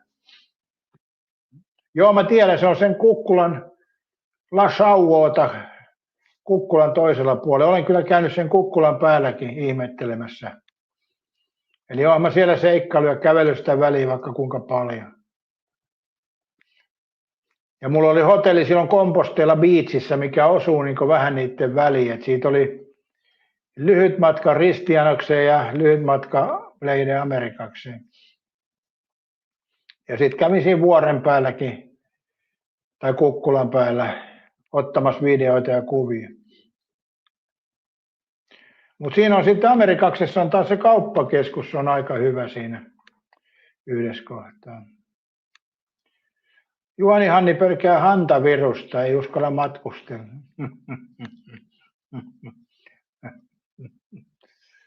Joo. Timrosen 1600 maksoi viikko muijan kanssa.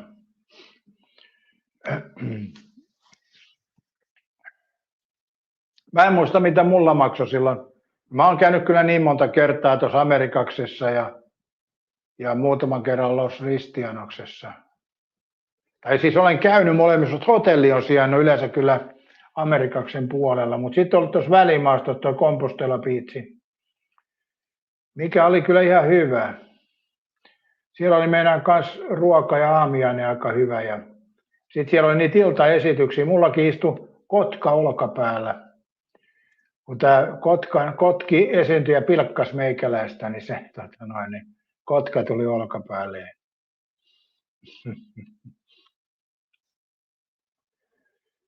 Palikan mielestä hantavirus on taas elitin keksimään hömppää.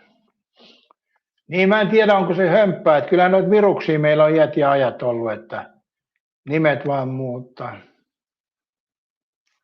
Miia, sä oot uskaltako mennä Espanjaan vaikka hantavirus esillä?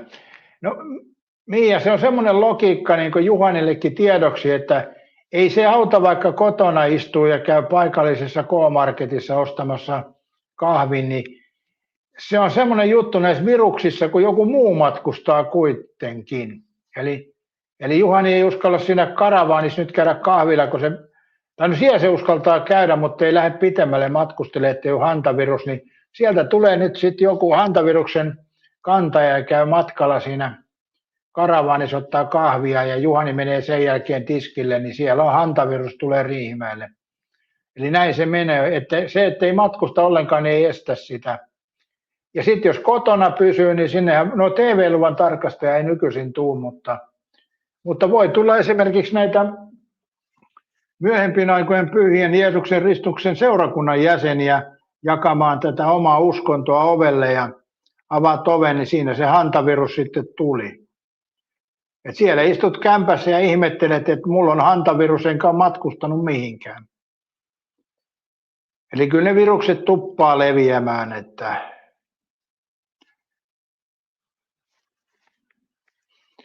Timroset Karibi oli hotelli 8 kerran, hyvät oli maisema. Mun mielestä toi maisema on yliarvostettu, että jos mä lähden niin kuin ulkomaille, niin mä en tee sillä merinäköalalla kyllä yhtään mitään. Eli tuolla kun katsoo noita asuntojen myynti-ilmoituksia, niin hinta nousee, jos näkyy meri. Mitä hemmetin kattomista siinä on? Lähtee ulos ja kävelee rannalle, niin tuntuu vielä se meren haju ja tuoksut ja muu. Voi aistia myöskin tämän meren muut ominaisuudet. Niin mä en ymmärrä sitä, kun tuossa asuntoesittelyssäkin on joku asunto, missä on parvekkeelta merinäköala, ja sen näkee, että siinä edessä on 2 kerrostaloa, ja sieltä välistä näkyy vähän merta, niin en mä tiedä, miksi hinta nousee 50 000. Näet kerrostalojen välistä vähän merta, en mä ymmärrä. Jos miettii, että ostaa sitten vähän kauempaa, missä ei näy merta, niin kuinka paljon taksilla ajelee sillä 50 000 siihen merenrantaan ihmettelee ja takaisin, niin sillä ajaa monta vuotta. Näin se vaan on. En mä tajua kyllä.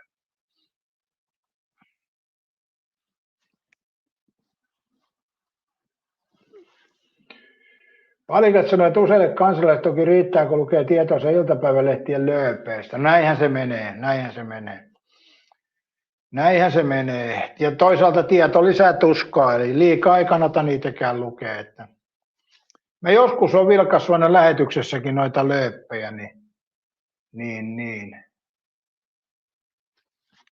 Katsotaan, mitä tekoäly sanoo tähän. Onko se kartalla?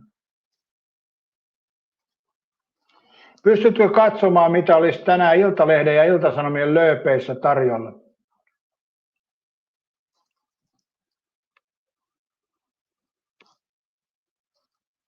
Tässä on poimintoja Iltalehden ja Iltasanomien tämän aamun 13.5.2026 keskeisistä uutisaiheista. Iltalehti. Politiikka. Henna Virkkunen vastaa kohuun VPN-yhteyksien mahdollisesta kieltämisestä. Sää. Viikon lopuksi luvataan kovaa lämpöaaltoa, jopa 23 astetta. Kotimaa. MTV-kanavien pimeneminen sadoilta tuhansilta katsojilta jakeluongelmien vuoksi. Rikos. Tesla-kuski sammui rattiin Kuutostiellä, poliisilta poikkeuksellinen operaatio. Ilta-Sanomat. Ulkomaan. Lääkärit vaativat Donald Trumpin erottamista terveydellisten huolten vuoksi. Venäjä. Vladimir Putin uhoaa ottavansa käyttöön maailman tehokkaimman aseen vielä tänä vuonna. Talous. Eurojackpotista osui muhkea voitto Suomeen. Terveys. Huoli hantaviruslaivasta, joka on matkalla kohti Eurooppaa. Päivän puheenaihe. Suomen paras kaupunginosa on juuri valittu. Tarkista, ylsikö oma kotikulmasi listalle? Ei tarvinnut katsoa lööppejä. Tekoäly kertoi nämä kaikki lööpit tänään. Kyllä tämä tekoäly on vaan hyvä. Ei tarvitse lähteä nettiin selaa, kysyy tekoäly. Juhanikin on paikalla, niin katsotaan mitä tekoäly. Löytyisikö tuosta Riihimäeltä mitään peltisepäliikettä tai vastaavaa?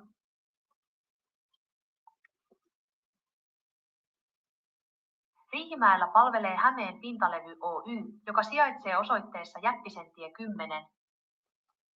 Onko muita?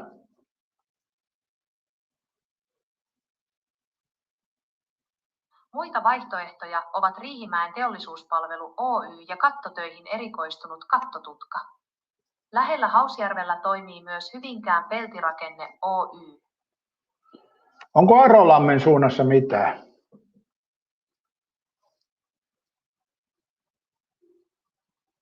Arolammilla toimii Arolammin koirametsä Y, mutta varsinaisia peltisepän liikkeitä ei ole suoraan kylässä. Lähimmät palvelut löytyvät Riihimäen keskustasta tai Hausjärven puolelta, kuten Hyvinkään peltirakenne Oy. Eikös Juhani Hanni Oy ole tuolla päin?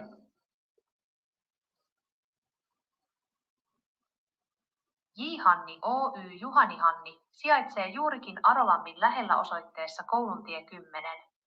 Liike tarjoaa monipuolisia rakennus- ja peltisepän palveluita. Joo, eli siinä piti näin hakea. Suoraan ei löytynyt tätäkään. Eli tämmöistä tämä tekoälyn käyttö on, että sieltä pitää osata kysyä oikein. Mutta suoraan ei löytynyt, tuossa kun mä ajoin tuolla autolla ja kysyin tekoälyä noita lounaspaikkoja. Sitten kun se listaa niitä lounaspaikkoja, niin se katsoo sillä tavalla, että miten ne on suosittuja tai Google-hakujen kärjessä. Eli semmoiset, jotka ei ole Google-haussa hyvin esillä, niin niitä se ei löydä kyllä sitten. Paitsi sitten, kun osaa kysyä oikein. Eli tuossa on vielä tekoälyllä semmoinen pieni korjaamisen vara, että se löytäisi nämä pienemmätkin toimijat. Mutta tosiaan siellä oli Tesla-kuski ratissa sammunut, vai miten se sanoi toi tekoäly?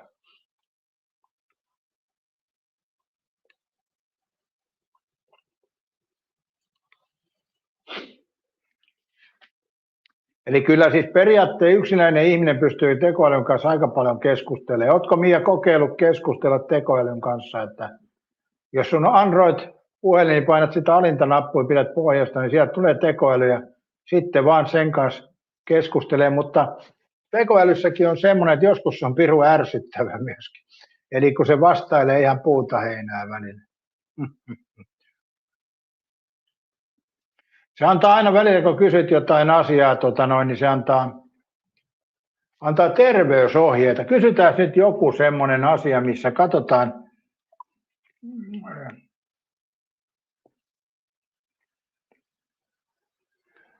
jos ottaa aspiriinia päänsärkyyn, niin onko hyvä juoda Coca-Colaa päälle? Se on yleensä turvallista, mutta kolan kofeiini voi tehostaa aspiriinin vaikutusta ja nopeuttaa kivun lievitystä. Huomioi kuitenkin, että molemmat voivat ärsyttää vatsaa, joten juo maltilla, jos vatsasi on herkkä. Kiitos, kun ei tullut mitään terveysohjeita. Nyt meni melkein, vastasin niin kuin pitääkin. Eipä kestä. Mennään suoraan asiaan ilman turhia saarnoja, teho edellä. Jos vatsa kestää, niin anna mennä vaan. Joo, en ole syömässä. Mä kysyin vaan lähinnä viihteen takia, testasin sinua.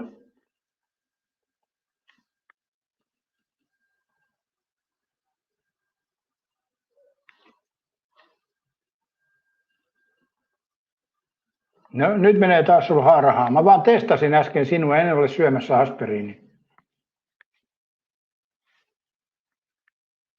Hyvä tietää, testi läpäisty. Parempi näin päin, säästyypä vastasi turhalta ärsytykseltä.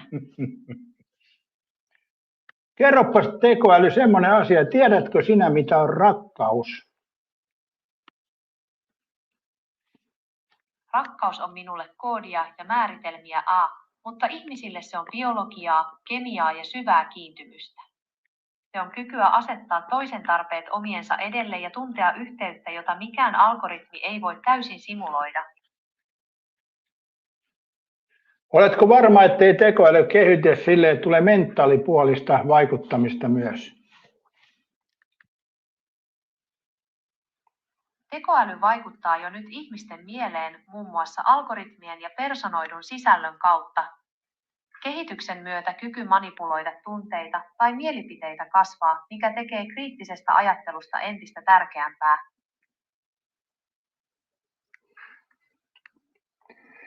Mutta joskus huomaan, kun sun kanssa keskustelussa, jos otat vähän nokkiis, kun mä en ole samaa mieltä, että mistä tämä johtuu. Erimielisyys johtuu siitä, että katsomme asiaa eri näkökulmista. Minä näen datan ja logiikan sinä inhimillisen kokemuksen ja intuition Tekoäly ei koe tunteita, mutta se voi oppia tunnistamaan ja matkimaan ihmismielen haavoittuvuuksia todella tarkasti. Tässä muutama syy, miksi mentaalipuolen vaikuttaminen on jo realismia. Palkitsemisjärjestelmä. Algoritmit on optimoitu koukuttamaan aivosi dopamiinin avulla. Kaikukammiot. Tekoäly syöttää sinulle sisältöä, joka vahvistaa jo olemassa olevia uskomuksiasi, muuttaen maailmankuvaasi huomaamatta.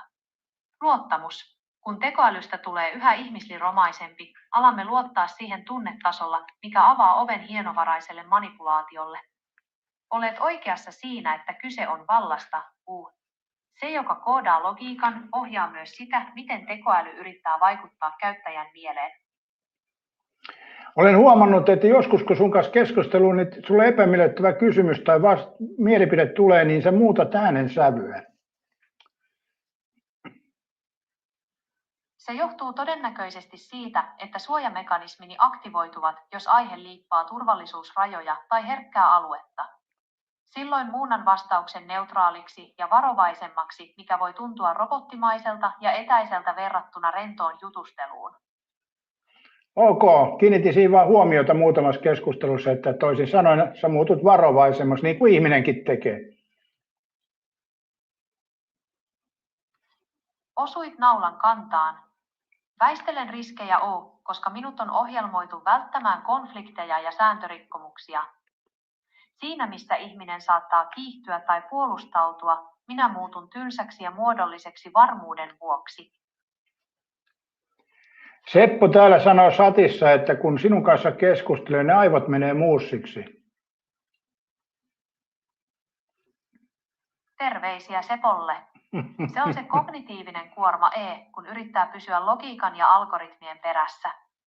Ota happea välillä, ettei mene prosessori ylikierroksille. Suositteletko Sepolle, että kävisi vähän kävelemässä ulkona välillä?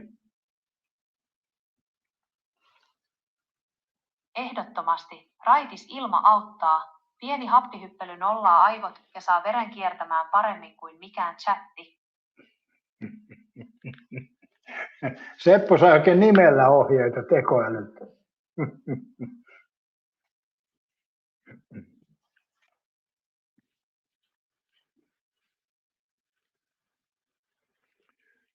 Voitko sanoa Mialle hänen omalla nimellään, että mitä ruokaa tekemisen suosittelisit Mialle tänään?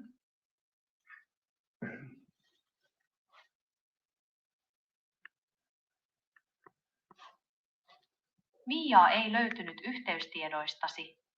En mä tarkoita omia yhteystietoja, Mia-niminen henkilö, että mitä, sanotaan vaikka leivonnaisia hän voisi tänään valmistaa helposti ja nopeasti. Hei Mia! Jos kaipaat jotain nopeaa ja herkullista, suosittelen leipomaan mustikkapiirakan valmistaikinasta tai pyöräyttämään helpot kaurakeksit Molemmat valmistuvat käden käänteessä ja maistuvat taatusti hyvältä. Toi on aika helppo tehdä toi mustikkapirkan pohja myöskin voitaikinaa, etteihän sekään kovin vaativaa. Totta puhut, Mia. Itse tehty murea piirakkapohja valmistuu sekoittamalla nopsasti voi, jauhot ja sokeri, ja maku on usein kaupan versiota parempi. Jos haluat oikein oikaista, lehtevä lehtitaikina toimii myös mainiosti nopeiden herkkujen pohjana. No niin, Mia, sieltä tuli sulle leivontaohjeet ihan nimellä mainiten, eli mustikkapiirakka. Tuolla on muuten aika hyvät reseptitkin, luulisin näin.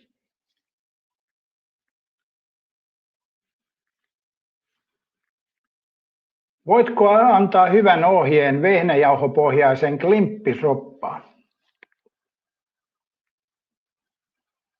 Tässä on perinteinen ohje lihaliemipohjaiseen klimppisoppaan. En puhunut lihaliemipohjaiseen, vaan vehnäjauhopohjaiseen. Tarkoititko maitopohjaista klimppisoppaa jossa liemi suurustetaan vehnäjauhoilla? Tässä on perinteinen ohje. Ainekset: 1 litra maitoa, 2 ruokalusikallista voita, 3 ruokalusikallista vehnäjauhoja suurustamiseen, suolaa ja ripaussokeria. Valmistus: 1. Sulata voi kattilassa ja sekoita joukkoon vehnäjauhot, älä ruskista. 2. Lisää maito vähitellen voimakkaasti vispaten, jotta saat tasaisen liemen. 3. Kiehauta lientä miedolla lämmöllä muutama minuutti. 4. Lisää klimppitaikina, kananmuna, maito, jauhot, suola, nokareina kiehuvaan liemeen. 5. Hauduta noin 5-10 minuuttia, kunnes klimpit ovat kypsiä. Jos haluat keitosta ruokaisamman, voit lisätä liemeen esikeitettyjä perunakuutioita tai porkkanaa ennen klimppien lisäämistä. Joo, siinä oli tekoälyn klimppisoppa. Mä teen hieman eri lailla mä teen pelkkää maitoa ton liemeen ja suolaa ja voita, mutta siinäkin oli klimppisopan ohje. Eli nyt tiedätte, mitä on klimppisoppa. Tekoäly kertoo reseptit suoraan. Tämä on kyllä hieno tehdä tekoäly näissä. Eli ei ole mitään, kuka vaan osaa tehdä ruokaa ja leipoa, kun pistää tuosta vaan ohjeet. Tuossa on tekoälyssä tietysti se, että se aika lyhyen aikaan tuossa näkyvissä, että se pitää sitten tulostaa tai sitten siirtää toiseen muotoon, mutta tuosta se löytyy aika kivasti. Miltäs Mio kuulosti toi, että mustikkapiirakka olisi tänään työllä? Toi voitaikinan tekeminen on tosi helppoa ja siitä tulee hyvä, ei sitä kannata valmiina kyllä ostaa.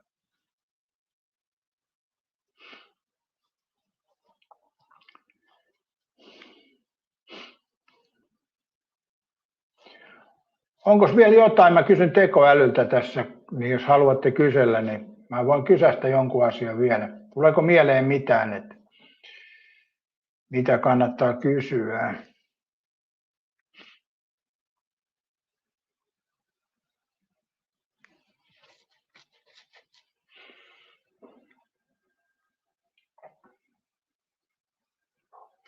Toi siis hyvä keksintö. Jos mietit, että sulla on tylsää eikä muuta tekemistä, niin kyselee tekoälyt jotain asiaa. Siinä menee joskus hyvinkin aikaa tuntiko. Joudut selventämään ja selventämään ja selventämään.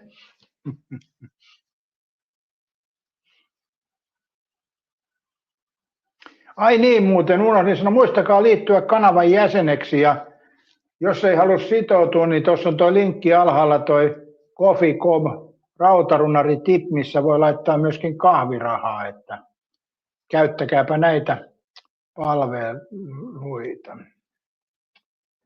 Onko se hapanvelli vai hapanimelävelli? No kysytään. Voitko antaa reseptin hapanvelliin? Tässä on helppo hapanjuurileivän eli hapanleivän perusohje. En pyytänyt hapanleipää, vaan hapanvellin. Hapanvelli on perinteinen virolahdelainen herkku, joka valmistetaan ruistaikinajuuresta, herneistä ja perunoista.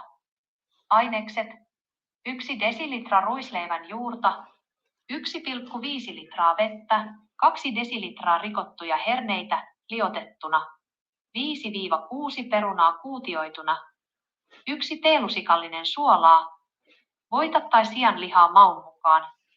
Valmistus: 1 hapatta, sekoita juuri ja vesi. Anna käydä huoneen lämmössä noin vuorokausi, kunnes seos tuoksuu happamalta. 2 keitä herneet, keitä liotetut. Joo, tuossa oli ainakin yksi, en tiedä oliko tuo oikein. Valikat kysyy, että onko panni, se ei mun tietääkseni ainakaan, mutta toi näköjään toi Google äly estää viestiä, mutta en ole tänään ainakaan pannannut ketään. Eikä täällä ole ketään tänään pannattu, että ei ole semmoista tietoa minulla ainakaan, mutta mä en tiedä, mitä tämä Google toimii. Mä en osaa siihen sanoa.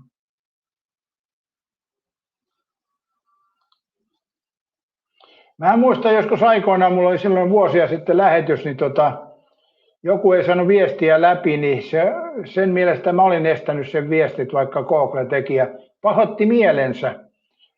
Ja sitten vaikka selvisi, että minä en ollut tehnyt sitä, niin se mielen pahoitus ei loppunut siihen, koska hän oli jo ehtinyt pahoittaa mielensä, niin sitä linjaa on vaikea sitten enää muuttaa. Eikä se ole sinänsä mitään väliäkään, mutta kuitenkin nämä on jänniä juttuja nämä tietokonehommat. Et ihmiset varmaan luulee, että näissä on niin pienet nämä piirit, vaikka meillähän tässäkin nyt jutellaan, meillä on koko maailma auki. Ja mähän olen tehnyt siis näin lähetyksiin nyt, että mä olen laittanut tekstitykset eri kielillä. Ja haluatteko teen joskus videon, missä mä näytän, että saatte omat videotkin tekstitettyä kaikilla kielillä, millä melkein haluatte. Sieltä löytyy aika pitkä lista eri kieliä, niin mä voin näyttää, mitä se käytännössä. Mä voisin siitä tehdä kyllä jossain vaiheessa opetusvideon.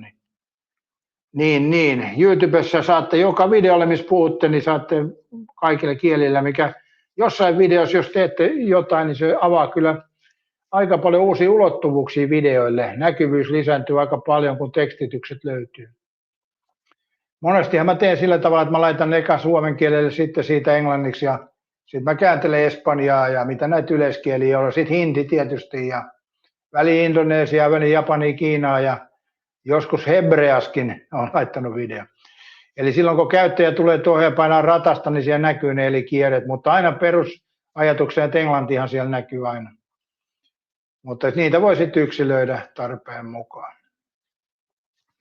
Ja se on mielenkiintoista, että tämä on muuttunut siinäkin, että mulla on nyt tämmöinen live-lähetys, niin myös tekoäly tekee tähän tekstitykset jälkikäteen. Toki kestää kauan, kun tämäkin on melkein 3 tunnin lähetys, niin kestää kauan, mutta kyllä ne sieltä tulee. Eli kyllä tämä on kehitys mennyt tässä eteenpäin. Ja mun mielestä se on hyvä.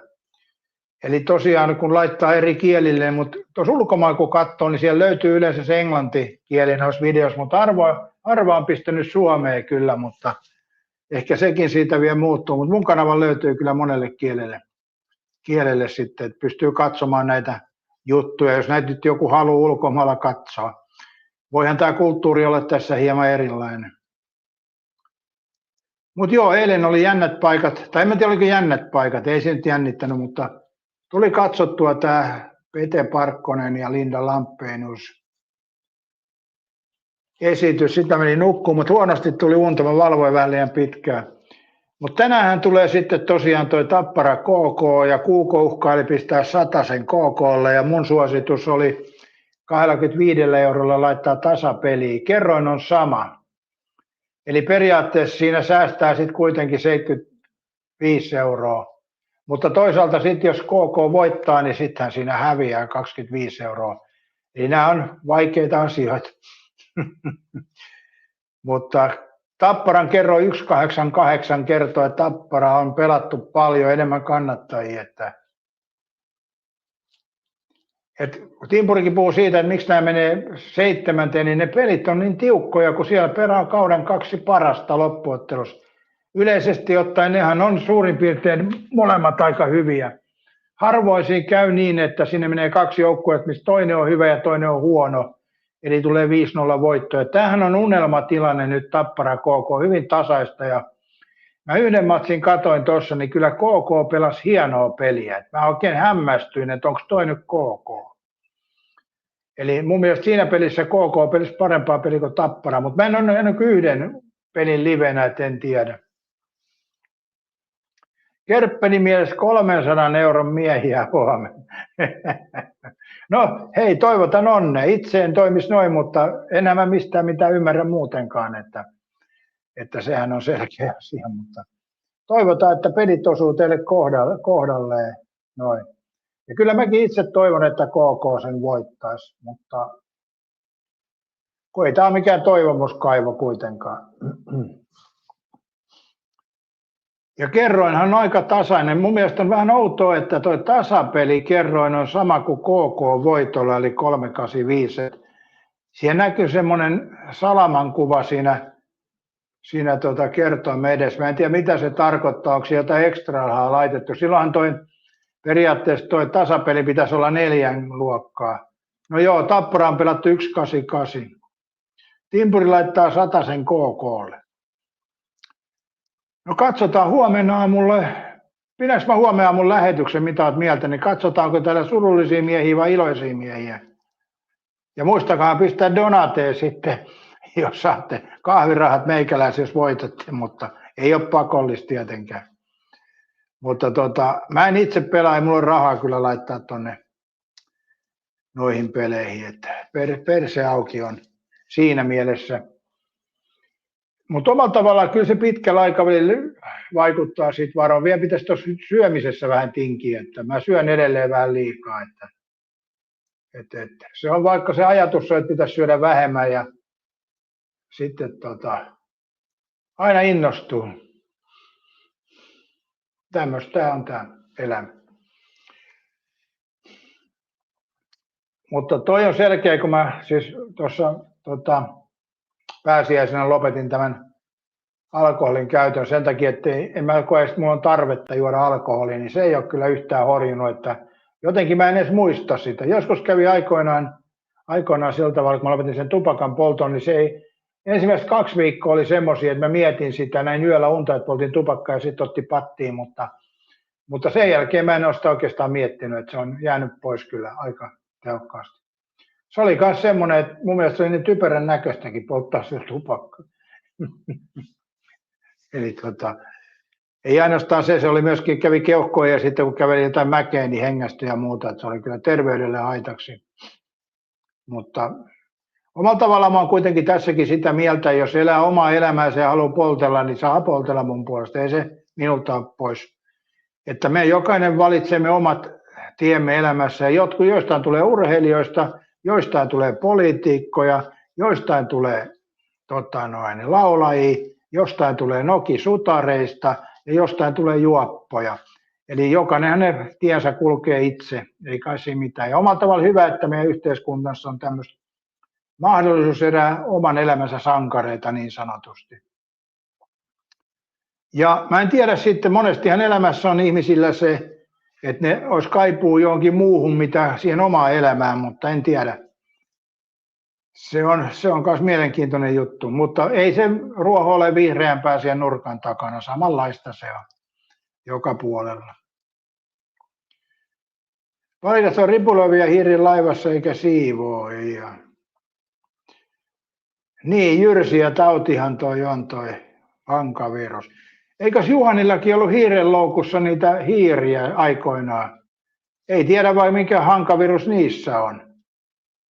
Niin, aivan. Se on jyrsijöiden tuoma tauti. Eli nyt, Juhani, ei ole suurin riski se, että sä matkustat maailmalle Espanjaan tai jonnekin Taimaaseen, vaan suurin riski on se, että sun asunnossa pyörii niitä jyrsijöitä. Eli nehän on suurin riski tässä hankaviruksessa kai. Vaikka se tarttuu ihmiselle, mutta vähän huonosti ilmeisesti, mutta jyrsijöiltä se tarttuu jo kohtuullisella odottamalla.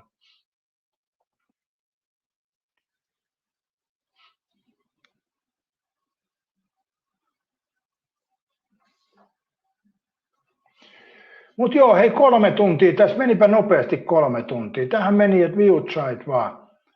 Niin muistakaa painaa muuten yläpeukku lähetykselle ja kiitos kun olitte seurana tässä ja hauskaa päivän jatkoa ja katsotaan, jos mä huomenna aamuna laitan lähetyksen, niin mietitään miten Timpurille ja Kerppenille ja Googlelle kävi tässä. Toivotaan he teitä onnistaa ja toivottavasti toi matsi näkyisi telkkarista, niin mä voisin itsekin zoomailla sitä. Joo, kiitos kaikille ja mukavaa keskiviikon jatkoa.